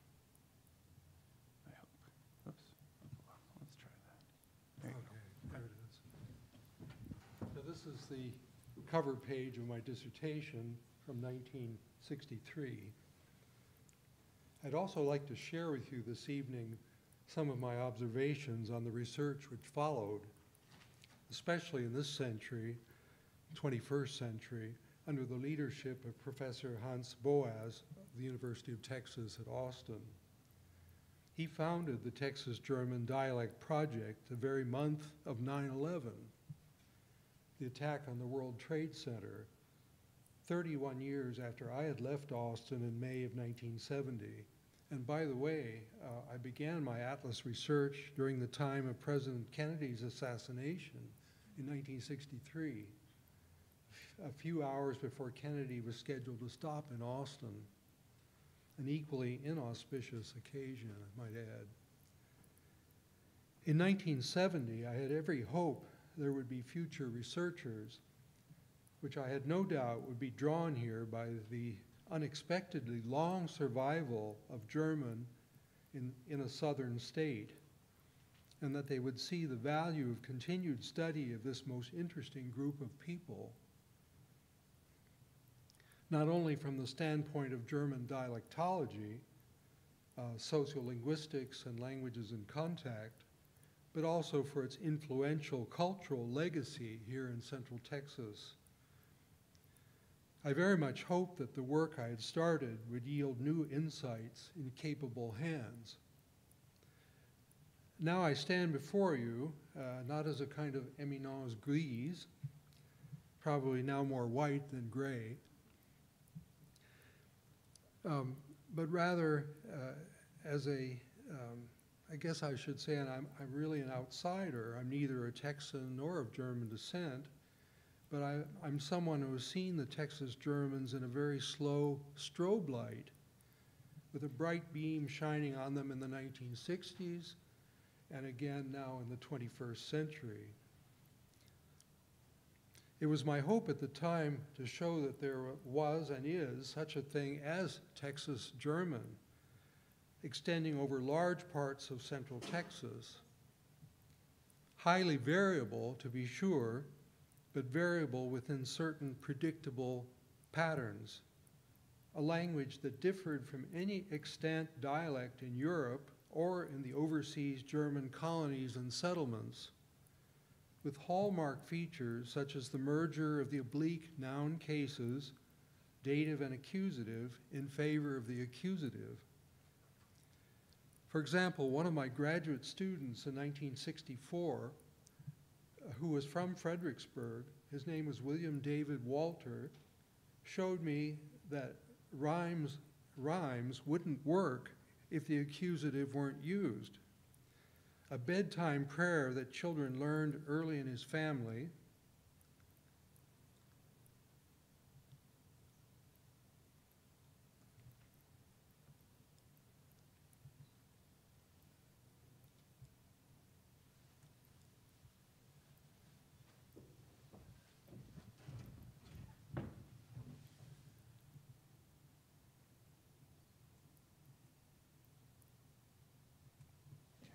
Okay. Stay up here. You can just read and I'll advance it when you. All right. Okay. Let's advance it one more. Okay, here we have the text of the prayer. This is what they used in Fredericksburg, a common one. Lieber Gott, ich bitte dich, mach ein gutes Kind aus mich. And of course, it wouldn't rhyme if you didn't use the accusative. It's almost identical to Standard German, as a matter of fact, except for the bitte instead of bitte, lenition. Another example is the unrounding of all rounded front vowels that Mark Pierce mentioned in favor of their unrounded counterparts. Examples are die Böhmen, Standard German die Böhmen, meaning Czechs or people from Bohemia, is normally pronounced Bayman. I like to dabble in English spelling, so Bayman. And similarly, the very prominent German family, von Roeder, they came from southern Baden, Diersburg, near the French border and the Swiss border, is pronounced von Raeder, and notably not von Roeder. Okay.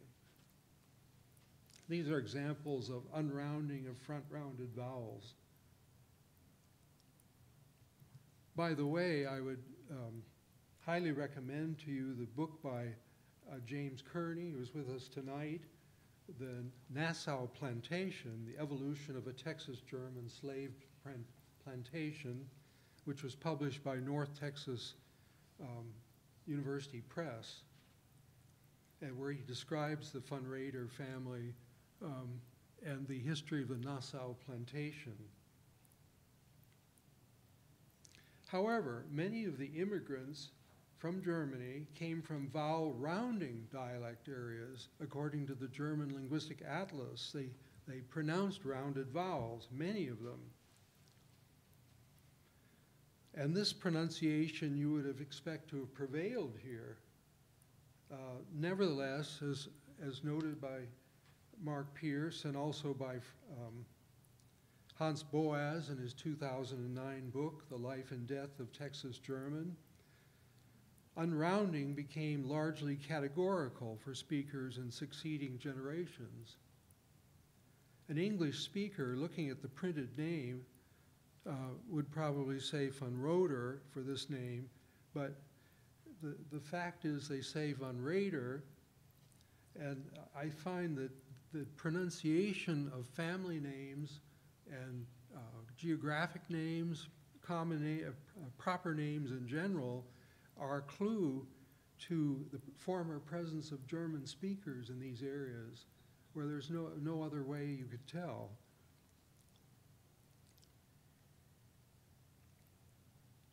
I think looking at these names is a much easier method to detect their presence than by laborious study of census lists of local inhabitants, especially landowners, to find German ethnic names.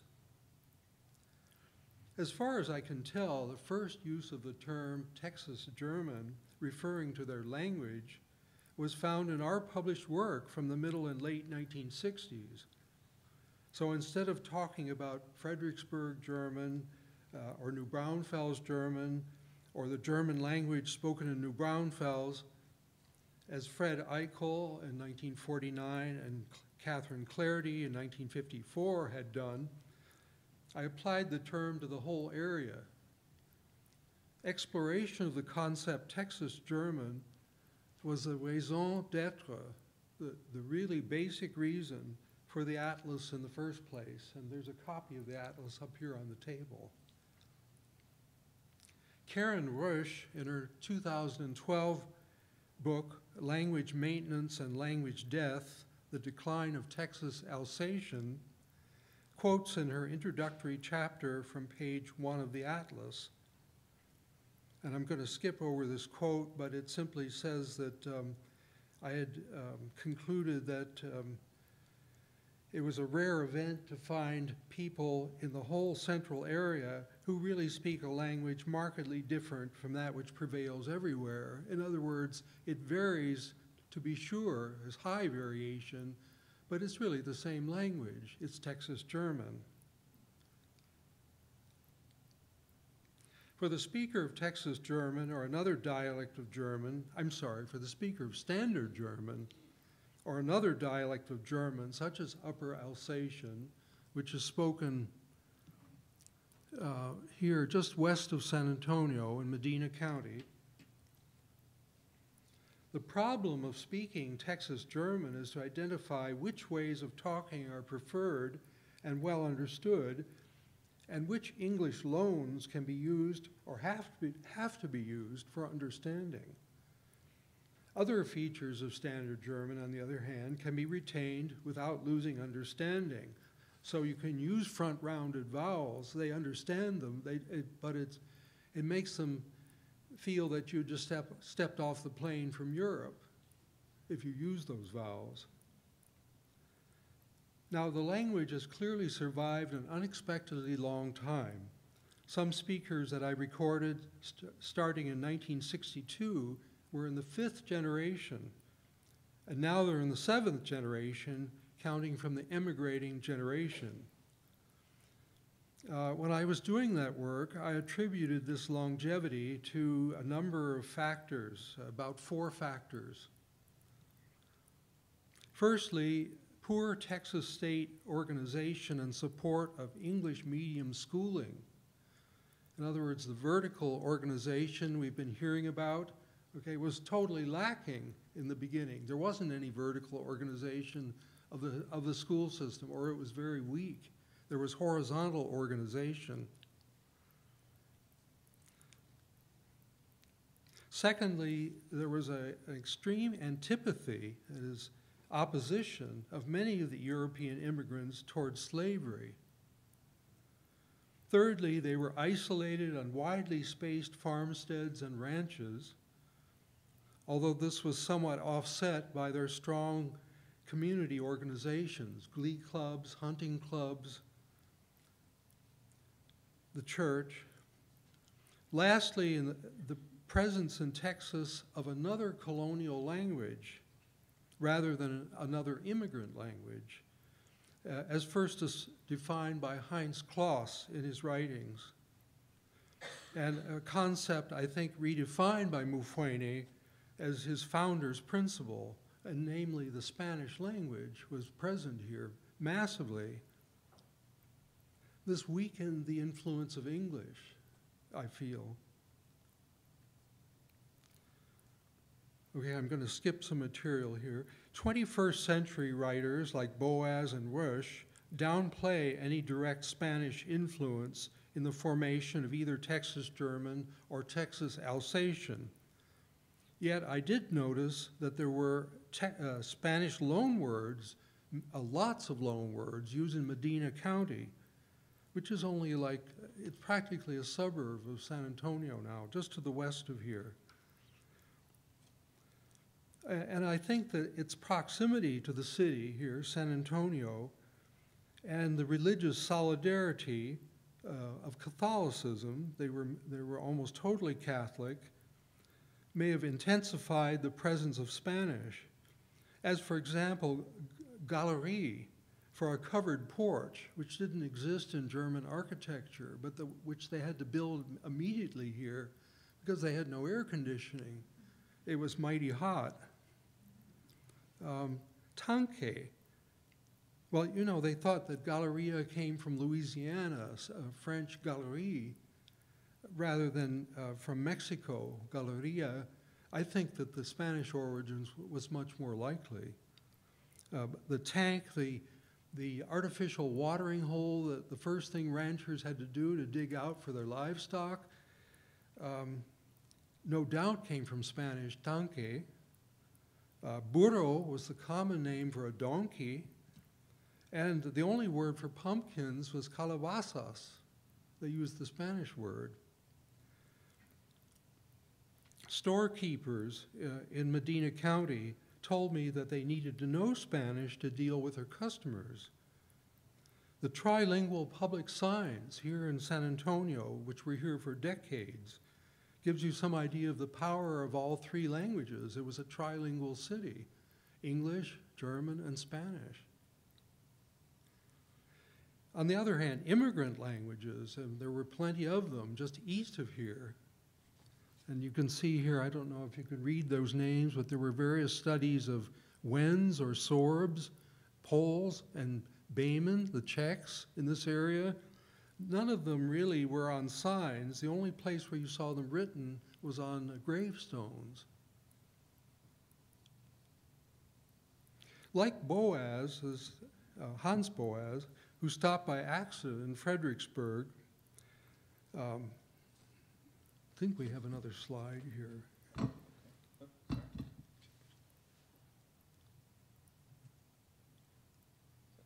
Yeah, I guess that's the one I want. probably hard to read, but Fredericksburg is here to the northwest of San Antonio. Those of you going there on the excursion on Saturday will see just how far it is. But he was coming to assume his new position in Austin. He was coming from California, stopped in Fredericksburg, I guess by accident, and discovered the German speakers there. Well, I had the same experience. I came here to the Linguistic Institute that was mentioned in the previous session. It was here in 1962, the institute that the Linguistic Society of America organizes every summer. And my roommate, who had a German last name, told me to my astonishment that German was still widely spoken in this area. His parents owned a general store and snack shop in Seguin, about 35 miles or 55 kilometers northeast of here, near New Braunfels, Seguin. I borrowed a tape recorder from the university, set it up at a back table at the store, recording onlookers and any German speakers willing to talk to me. An analysis of those tapes revealed, at least to my ears, influence from English, some influence from Spanish, and a kind of dialectal German which existed nowhere else. Okay, I'm going to skip some more items here and go on to my experience at the Directions for Historical Linguistics Symposium, which we heard about this afternoon.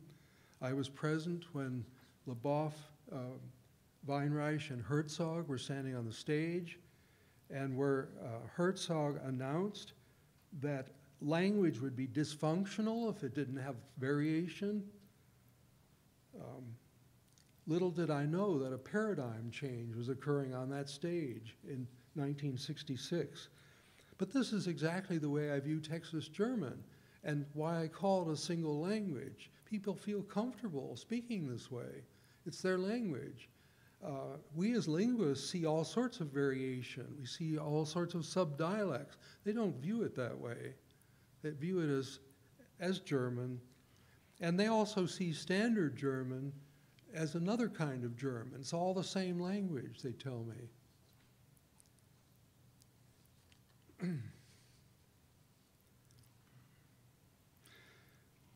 I was under no influence at the time, and even less so now, that we were dealing with ongoing language contraction and death.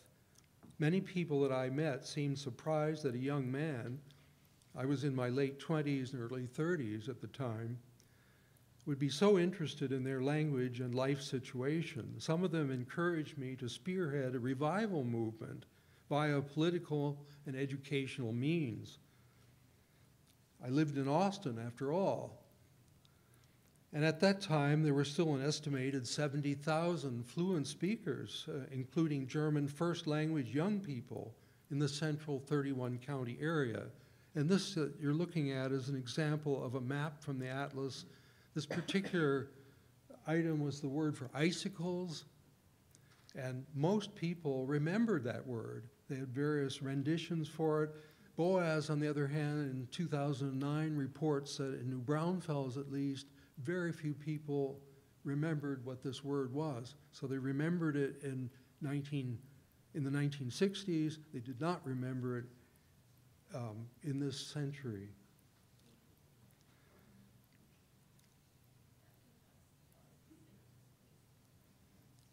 My great interest, I must tell you that I had no political or language planning educational ambitions at the time. My great interest in the German language has always been because of its sisterhood with English.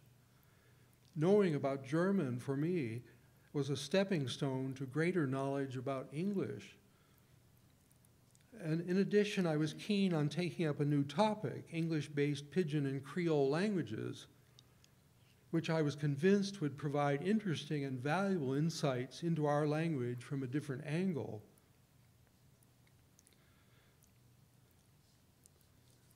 Okay, I'm going to skip ahead now. My time is just about up.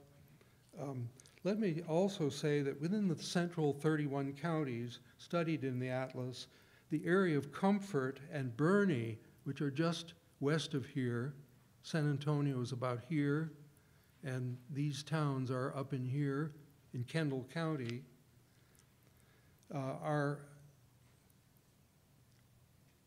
this area is where the famous Freidenker, the freethinkers, and the Darmstädter Vierziger, the Darmstadt 40s, they came in after the Revolution of 1848, and they were called Die Lateiner because they disputed in Latin at night after a day's work on their farms and ranches.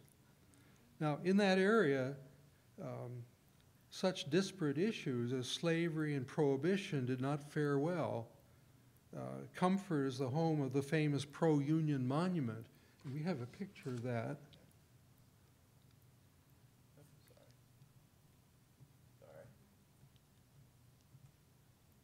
One more. There it is. That's the Treue der Union Monument, Denkmal, in Comfort. And those of you going on the excursion on Saturday will see this stone, Treue der Union, which interestingly has a dative case here, fidelity to the Union. So they use standard German in inscriptions, as you would expect, but you wonder how many, if that sign is there, do they understand the dative? Probably they do, they just don't use it. An 80-year-old woman living on a ranch near Comfort told me in 1962 there are two kinds of German. The German in the books and newspapers and the German we use here, namely in Comfort. The German in books and newspapers say something like Würde, and the Germans that they say comfortably at home is Täte. So standard German, sie sagte, dass sie kommen würde, but locally they just say, sie sagte, dass sie kommen täte. And she gave me many more examples using doublets like this, but she said that it's all the same language. It's just two ways of saying the same thing. And by the way, in no form of Texas German that we encountered did we observe syntax like, sie sagte, dass sie würde kommen. This wasn't found. Why would English have influenced dative and accusative but not German word order and subordinate clauses? Well, finally, the future. We're fortunate to have an unusually large amount of data on Texas German stretching from Eichel in the 1950s to Boas currently, almost 70 years, as pointed out by Mark Pierce. After Pennsylvania German, more is known now about Texas German than any other form of immigrant German in the United States. Almost certainly, the few semi-speakers who employ Texas German on occasion will be replaced in the next generation by English monolingual people who nostalgically look on it as the language of their ancestors. Therefore, in the future, and probably in most cases right now, we should study Texas German via Nancy Dorian's language attrition and death approach. It is not a process to regret, in my opinion, but it's a textbook example of processes of language change that we can learn from. It's a gold mine that we can learn from, of data. This is exactly what Boas proposes to do, for example, in adapting Trudgill's 2004 analysis of the development of English in New Zealand to explain the evolution of German in Texas. I'd like to show you one more slide. Could you see the slide of the gravestone of Van Reuter? It might be back one. There it is. This is the new gravestone. The old gravestone was rather decrepit. He and his wife are buried together. So this has just been erected. I got it out of Google. It looks rather new, but what's interesting is for the first time he's identified as being a member of the Confederate States Army. And as Dr. Kearney has described, Van Reuter, who operated the Nassau plantation, owned slaves. The fact that he owned any slaves is very interesting because it belies the notion that highly educated people abhorred slavery. Many of them did, most of them did, but not Van Reuter, and many other people in that area did own slaves, apparently, and many German landowners did. So my thought is that we can still learn from this, because for one thing, the nature of English in that area may be different from elsewhere. You wonder what language did they speak on these ranches, the German owners and overseers with their black slaves. Did they use English? Did they use Pidgin? Did they use Creole? There's no information on it. But I have met black people who speak German in the eastern area. Thank you.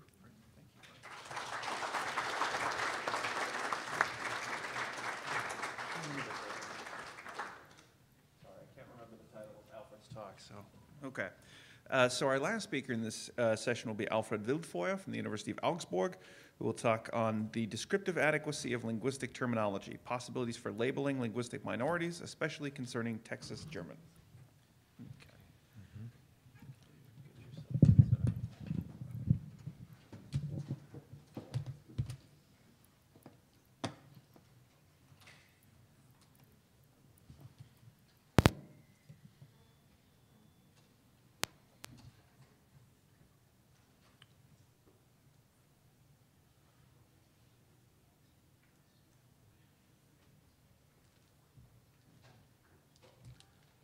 Okay, it seems to work now.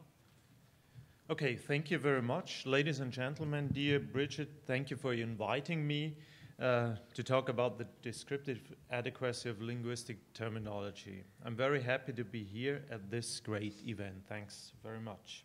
My presentation is structured as follows.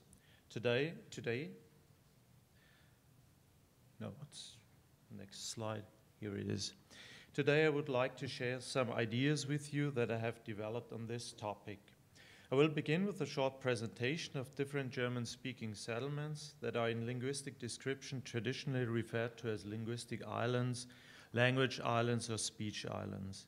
In my description, I will discuss whether or not the linguistic notion, linguistic island, is an adequate concept suitable to describe language settlements. Amongst others, my line of argument is based on observations in several German-speaking settlements.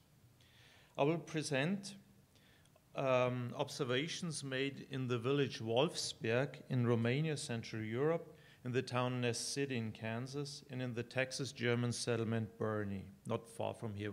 Boerne we have heard several times here, which is northwest of San Antonio.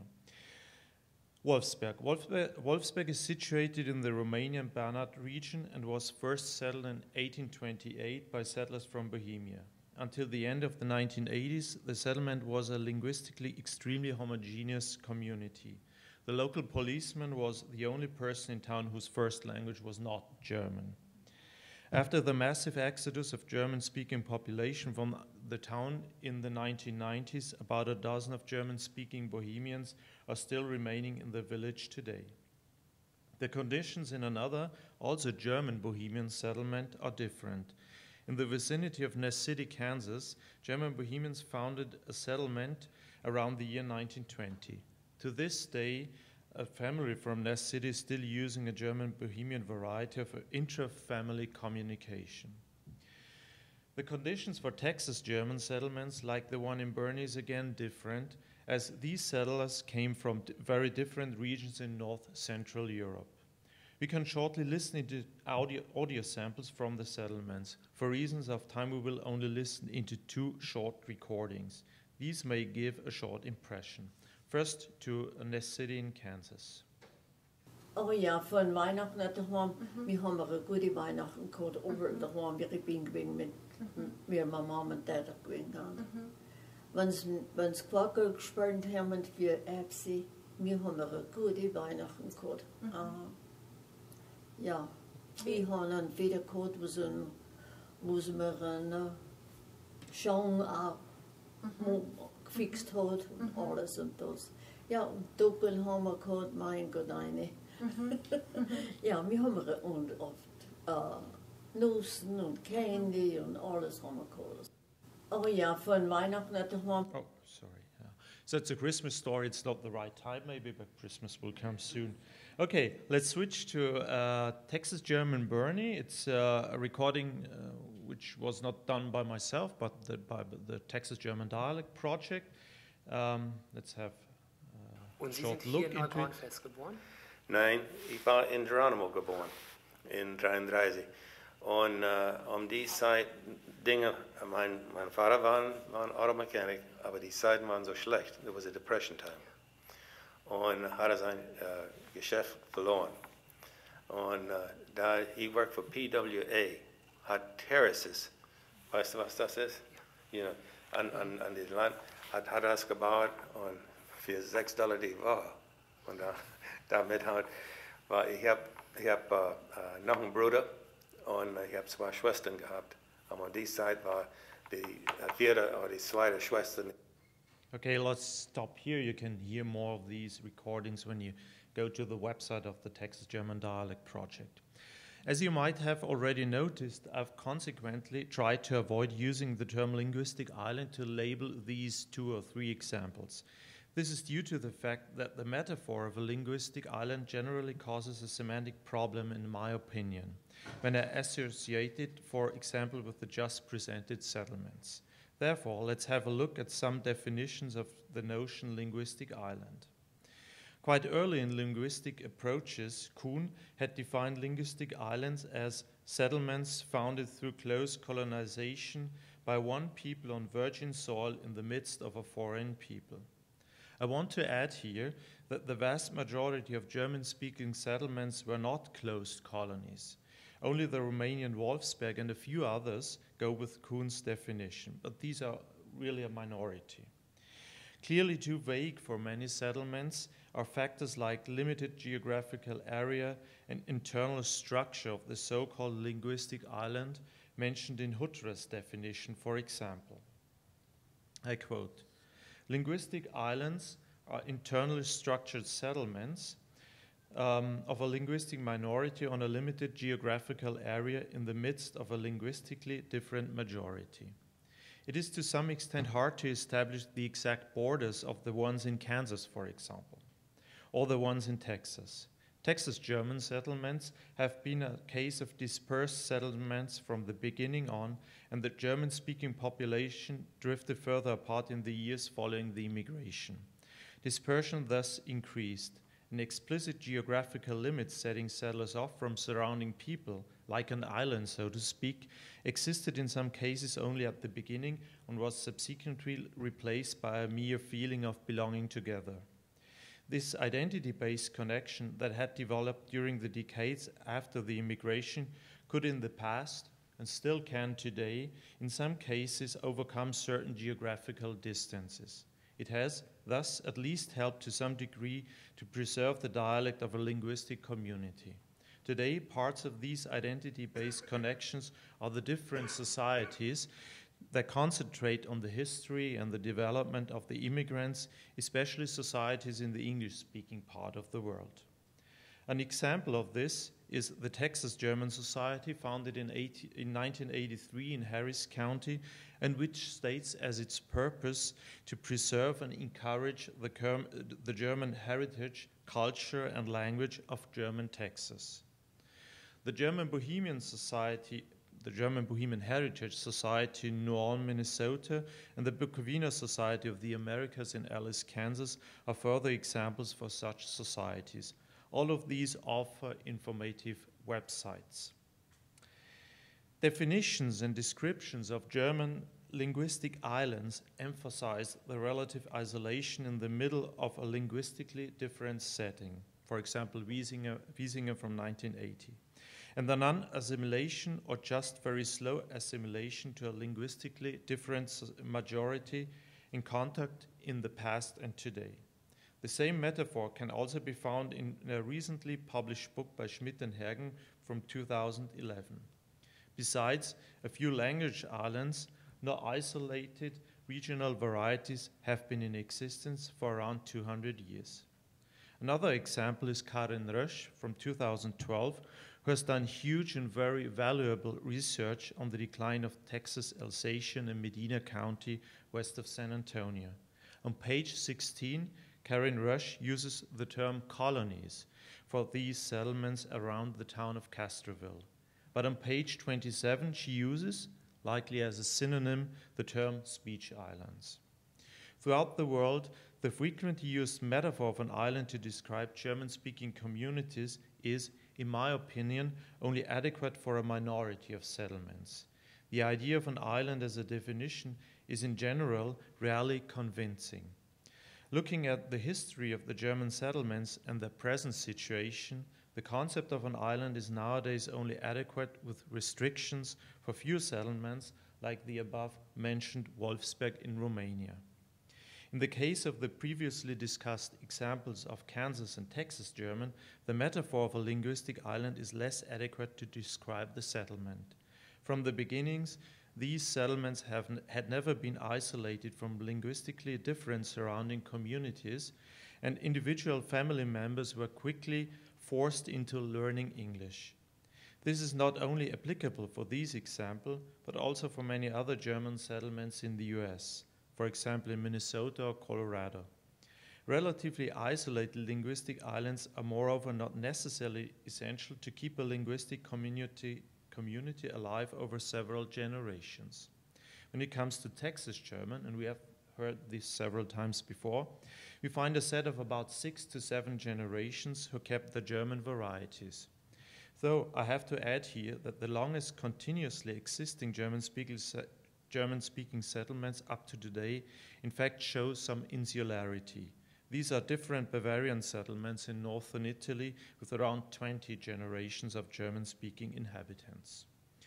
In the German settlements in the USA, in contrast, bilingualism often evolved within the first generation due to immediate opening towards a linguistically different community by choice or by economic or social force. Let's have a look at another definition, also treating the problem of linguistic island and at the same time connecting it to my next topic. Bussmann replaces the term linguistic island through enclave and defines as follows, with her definition while her definition can also not be seen as completely adequate, especially relevant statements are highlighted. Through the exodus of small groups to linguistically different areas, settlements and linguistic communities came into being that are linguistically relatively conservative in comparison with the homeland.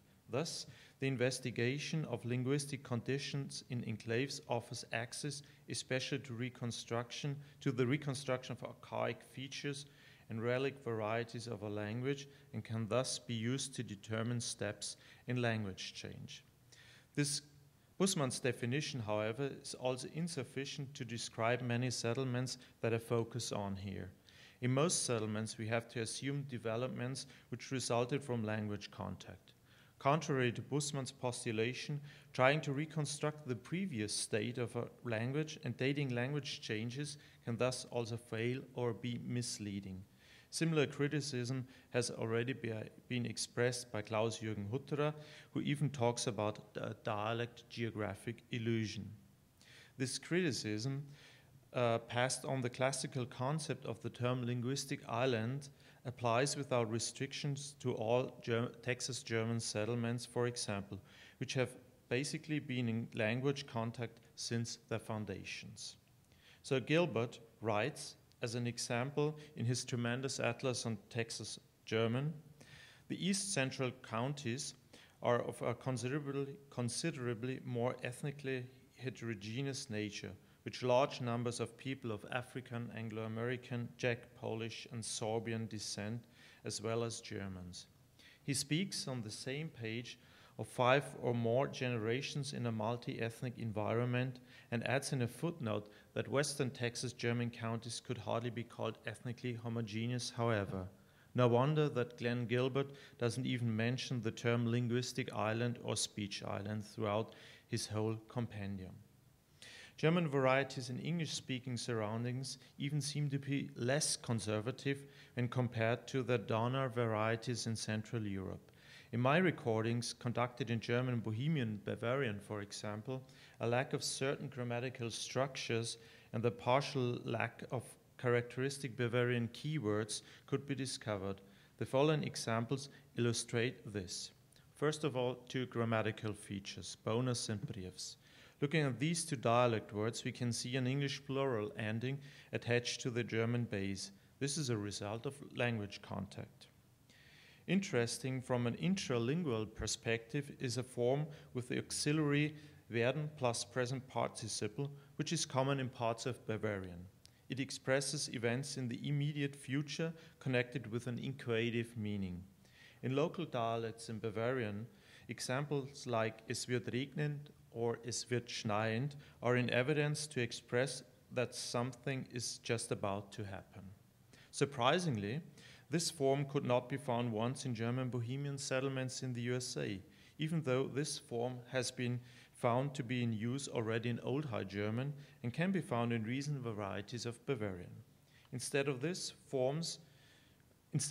form, others replace the description of future events in the settlements as the examples 3 to 5 show. Next, to some lexical examples. Unknown keywords in Bohemian Bavarian settlements. So number 6, words like tank, fight, and Kenton, or pronounced more like denk, fort, and Kenton, still in use in Central European Bavarian, are unknown in the USA. Now a few examples from the lexicon of Texas German, all from Glenn Gilbert's atlas. He puts it under the headline Lexical Variants Showing Widespread Borrowing from English or Spanish. And we find in his atlas words like plenty, floor, ausgeboren, ausgewehrt, pumpkins, and the already mentioned calabaza for pumpkin. Thus, these settlements seem to be linguistically less conservative and strongly influenced by the language contact compared to the equivalents in Central Europe. By the way, Glenn Gilbert writes that German in Texas is a typical example of a colonial compromise language arising from what could be called dialects in contact, a still highly valuable notion. In addition, we may not forget, in view of and in criticism of the paradigm of isolation and conservatism, that the ancestors of today's speakers of German Bohemian and Texas German have originally often come from different and widely dispersed villages. In view of my objections to present definitions, the presented definitions, many more could be cited, and after criticizing the frequently used metaphor of a linguistic island, I recommend a differentiation in terminology. This differentiation is necessary since every linguistic term with its inherent terminology can shape the research of its contents decisively. Thus, for example, the mental concept of a linguistic island may obstruct a researcher's view on the manifold contexts and relations between the minority and the majority, also and particularly in relation to language. In fact, the focus of the so-called linguistic island research has for a too long period of time been on the linguistic conservatism, archaic features, and the isolation of the respective settlement variety. In the past, research held onto the idea of an island, and sometimes we even do so today, making it difficult to examine aspects of language contact and multilingualism. Moreover, linguistic islands have in the past sometimes been seen as relics of the past, offering a relatively unspoiled view into a historical state of the language because of their alleged conservatism. Sometimes they are still seen that way. In other words, the concept of an island suggests the prospect of isolation and close proximity to the proto-system in Central Europe.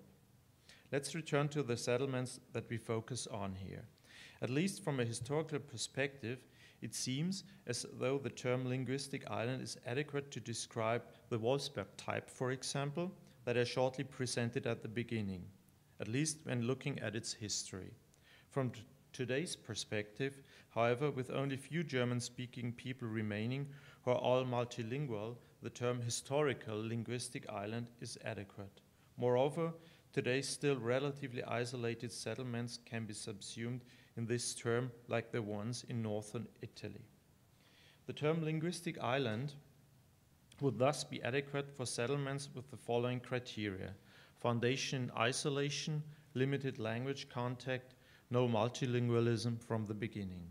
But in the vast majority of German-speaking settlements, including Texas German, the following characteristics are rather found: settlements in villages, towns, cities, often already in existence, language contact often from the beginning, multilingualism starting at an early age, at least in the second or third generation. Therefore, I want to give a definition and thus propose the term language settlement as a solution in these cases. Here is why. Many German-speaking settlements have from the beginning on and over several generations been in contact with other varieties. They are therefore not a hermetically sealed entity, and the contact situation resulted in at least partial multilingualism with the first generation of settlers, leaving noticeable traces in the recent German first, second, or heritage language. Alternatively, an English term used by Neil Carman in a publication in the 1960s could be used. He labeled his extensive survey of immigrant groups in Kansas foreign language units. Following up on his description, a term like immigrant language group, or even simpler, linguistic minority, would be adequate. In his project, Carman, at any rate, avoided to use common expressions like speech islands or language islands. Also, as already mentioned, Glenn Gilbert did the same wise thing. The strong heterogeneity and dispersion of different European immigrant groups did apparently not lead Carman and Glenn Gilbert to the idea or metaphor of an island. So let's skip the next 2 slides and come to my conclusion. I therefore suggest the differentiation in terms as the following chart shows. The concepts I have thought about can thus bridge the gap between the rare, true linguistic islands and loosely organized linguistic settlements like the ones here around San Antonio, and linguistic minorities that also exist within the closed German language area. Thereby, a connection can be established between the century-long emigration from and the recently strong immigration to Germany. The research on linguistic islands, linguistic settlements, and linguistic minorities will, in my opinion, still remain a highly interesting field of linguistic study. A well-founded choice of terms can be a substantial contribution for this field of study so that the concepts don't lead to wrong interpretations. Thank you very much for your attention.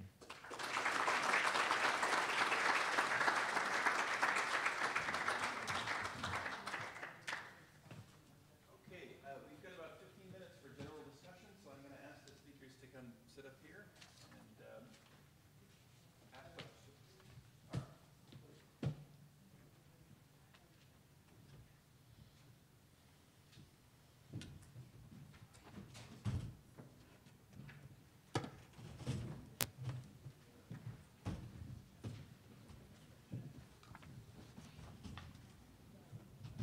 You're going to take center stage? No. I'm going to sit over here. Or maybe I'll stand. I don't really know at this point. Okay, do we have any questions? Oh, please. Thanks. I have a comment and a question. First, I'll continue my habit of bringing up children's literature and ask if any of you are familiar with the Texas Trilogy by Janice Scheffelman. The first book is called A Paradise Called Texas. No? Okay, she's a Fredericksburg native, and these books are about they're fictionalized versions of the experiences of her grandmother and great-aunt, who came in the 1840s to Texas from Germany.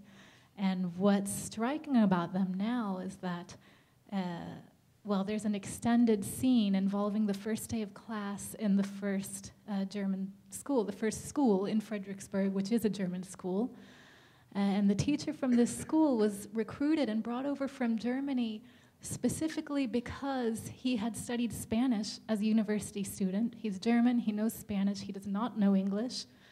So far, this is a historical fact. And then in her fictionalized version of the first day, her protagonist is there in the school, and the teacher brings out this English dictionary and says, "Oh, this is our top priority. We are all going to learn English in this school." It's such an anachronistic and ahistorical picture of the linguistic situation at that time. Now, in Fredericksburg, you can actually go to the town library and see the textbooks used by the school. There's a lovely glass case right at the entrance. They're still there. And yeah, there's an English dictionary, but it's one of a couple of hundred books, all of the rest of which are in German.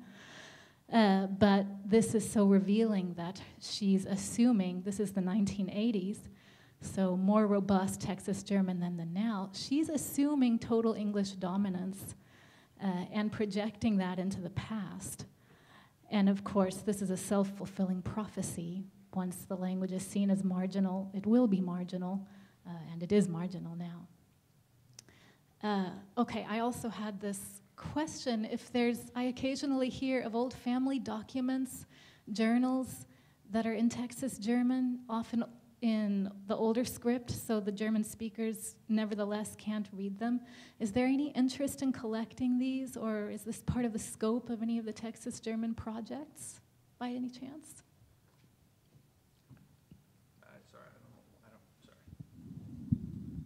Since I think I'm the TGTV representative sitting up here, I'm not sure why I'm looking down the road to see if someone else is going to answer the question. To the best of my knowledge, no. There are some efforts, as I mentioned in my own talk, and as some other people have pointed out, and as you've just mentioned, there is this huge body of literature written in Texas German, and just now efforts are underway. We've got Jim Kearney, who can maybe speak more to this, and is leading some efforts to do some of these translations. Jim, did you want to say something about this?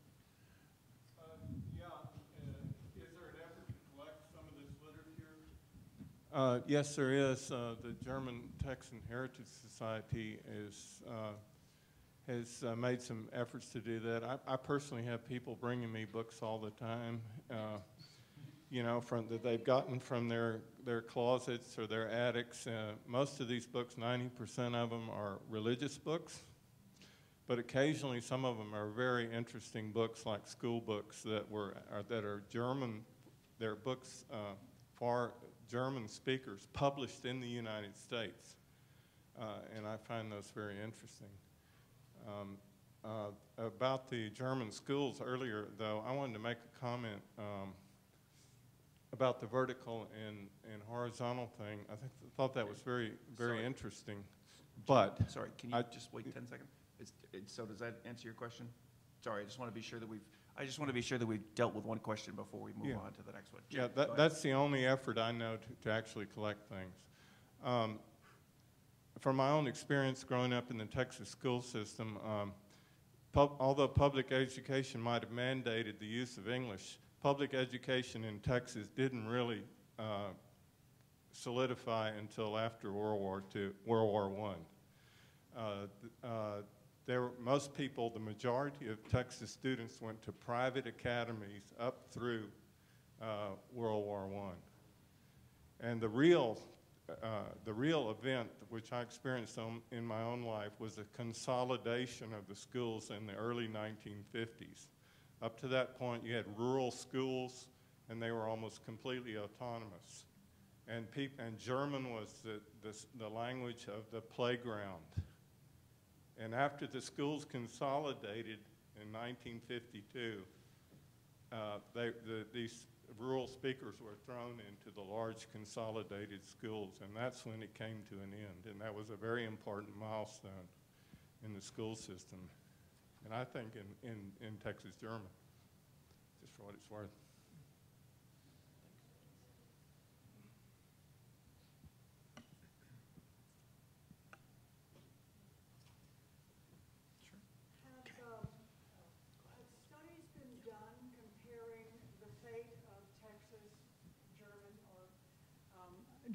German in Texas with other situations where German is a secondary language in perhaps a colony or not a colony. And that would be in places like Paraguay, Chile, Argentina, Uruguay, where there are numbers of Germans settled and perhaps might have a different, your models might perhaps suggests something different about the fate of German in those places. Yes, and there are some efforts that are underway in this regard. Heike Wiese from the University of Potsdam, for example, is apparently just beginning a large project on Namibian German, which has been worked on extensively as well by people like Anna Doimat. And in fact, one of the things Dr. Boas did while he was in Germany this summer is meet with the Namibian German team to talk with them in Berlin about, what the TGDP has been doing. In addition, there is, do you remember the guy's name? He was at German Abroad, and I have completely spaced it. No. There's a graduate student at Yale, and I have just forgotten his name, but he has just finished a dissertation on Chilean German, which is, to the best of my knowledge, going to be published by Carl Winter. Shoot, he was at GLAC too. Joe, do you remember his name? No, it's, no. He was at GLAC too. Joe, do you remember that guy's name? No. Patrick Wolf-Faré has just done this nice piece on German and Chile. And he also had consulted extensively with Hans. So there's some stuff going on, but you're right, there may be differences when we move to different places. Sorry. Let me also say something about the first person who asked, and also what Dr. Kearney said, that there is apparently considerable unpublished material in German, letters, diaries,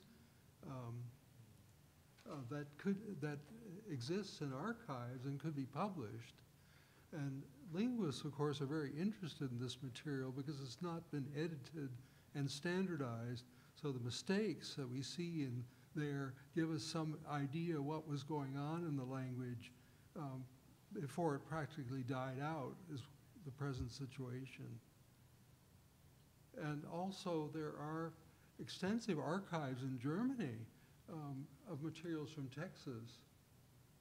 And so I would recommend to you Dr. Kearney's book, Nassau Plantation. It's widely available.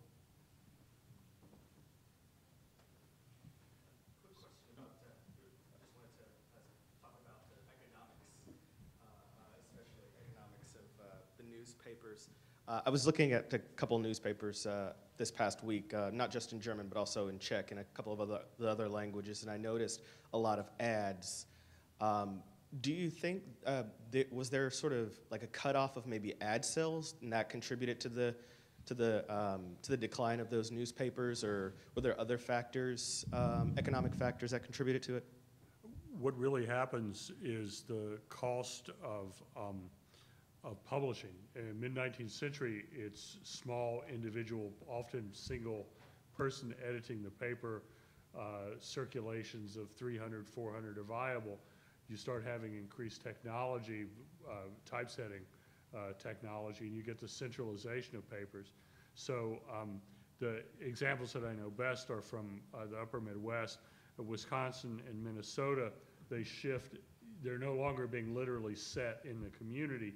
They have to be set in a place that has a shop that has the technology, and then they will deliver the copy, have it set and printed, bring it back and distribute it in the community. So you end up with Red Wing, Minnesota, which is on the Mississippi, becoming the major printing source outside of Milwaukee for German language papers beyond even Minnesota and Wisconsin.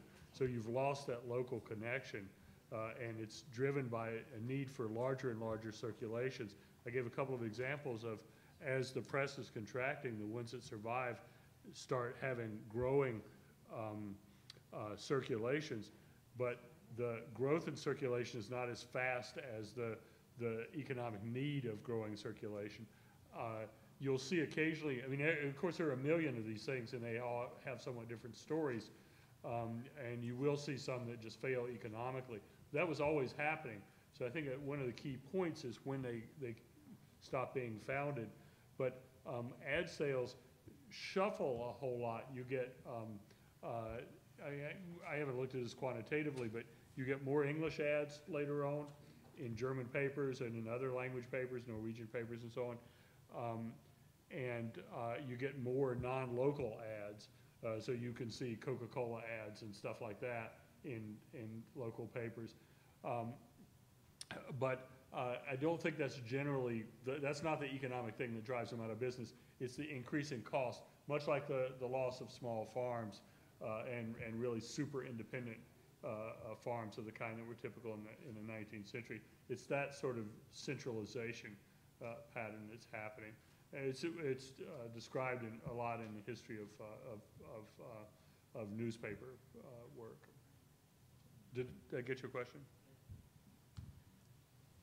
I just had a couple of comments to come back to the letters and letters written from Germans in Texas back home. A couple of publications that I'm aware of recently of substantial correspondences. One is the Kettner Briefe from Franz Kettner to his family back home. He was actually an associate of Emil Kriwitz in Castell and also in Mason County. And the other reference is to a family, was it Bergman? I think you were there at that event in Burney. Correspondence, people who settled on the Guadalupe River close to Burney. That correspondence was also published within the last couple of years. And to come back to children's literature, one item I'm aware of that may be of interest to you is from about 1992, a young person's novel by Marion Martinello called Cedar Fever. It's based on the German community in Texas and intercultural relations. There's not a whole lot of German language in it, but it is based a lot on a lot of research that Marion Martinello, who was a colleague at UTSA, did during that time. So. Sorry, we get two left, I guess, Patrick, and then we'll come up with, we're running out of time. Patrick? Sorry, Patrick. Oh, you don't know who Patrick is. Yeah, Patrick Schultz, right? Okay. What? No. You're not Patrick Schultz. No, I'm not Patrick Schultz. You can call me whatever you want. Actually, my last... I thought he was a former student, and I clearly need new glasses. No, that's all right. My name is Jared Perkypile. Sorry. It sounds like a German last name to me. So, I'm a speech-language pathologist, so I work with communication disorders. I'm only very amateurly linguist. But I work in Spanish and I work in English, but I am very interested in working with either Low German or German populations such as we've been talking about. And I'm wondering if there's any sort of supporting research for maybe phonemic differences between communities or the phonemic acquisition norms for, say, Low German in Kansas, in Hutchinson, Kansas, or things like that. Is there sort of a starting place for people who want to work with disorders in the communication among these different pockets?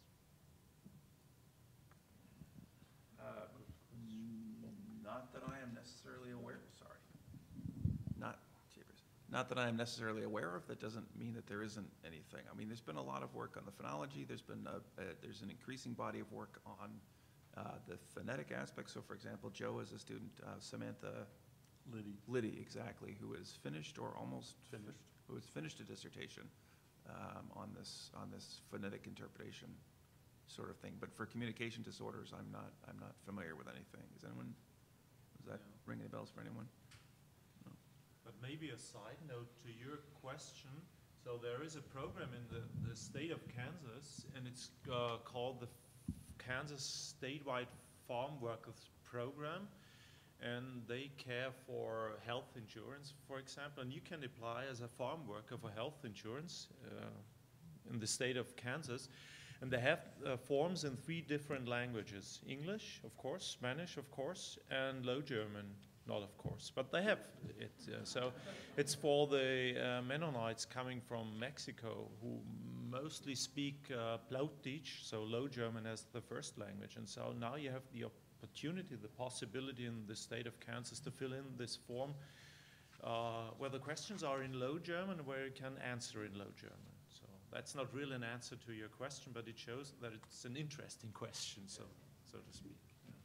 Okay. I moved over here. Exactly. And you've had your hand up for like 15 minutes, so go. Dr. Gilbert, I thought it was really interesting that you brought up the point of shop owners, German shop owners, learning Spanish to deal with customers, which signifies that there must have been large contact to initiate that, learning a language.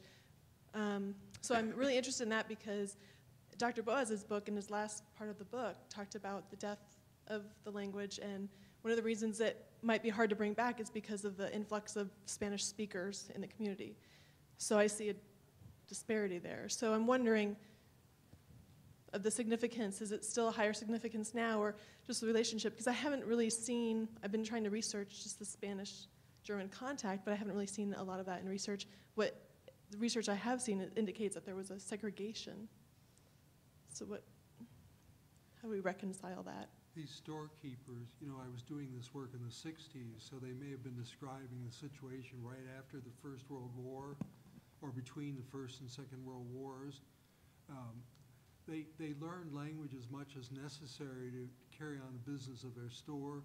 There were probably other people like teamsters when they used horses, or truckers, people that had to haul goods and from place to place, found it useful to know a few words of these languages just to be friendly to people. And so, especially with regard to Spanish, I'm convinced that the influence of Spanish, at least in certain parts of the Texas-German area, especially this one in Medina County, was greater than is appreciated and needs more study. Okay, we're actually 5 minutes over, so if there are no further questions, we'd like to thank everybody for coming. We'd like to thank our speakers.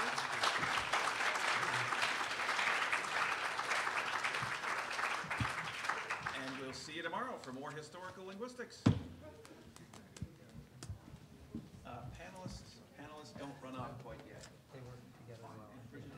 Bridget, could we get a picture of you with the whole group for the TGP side? Especially for yeah, exactly.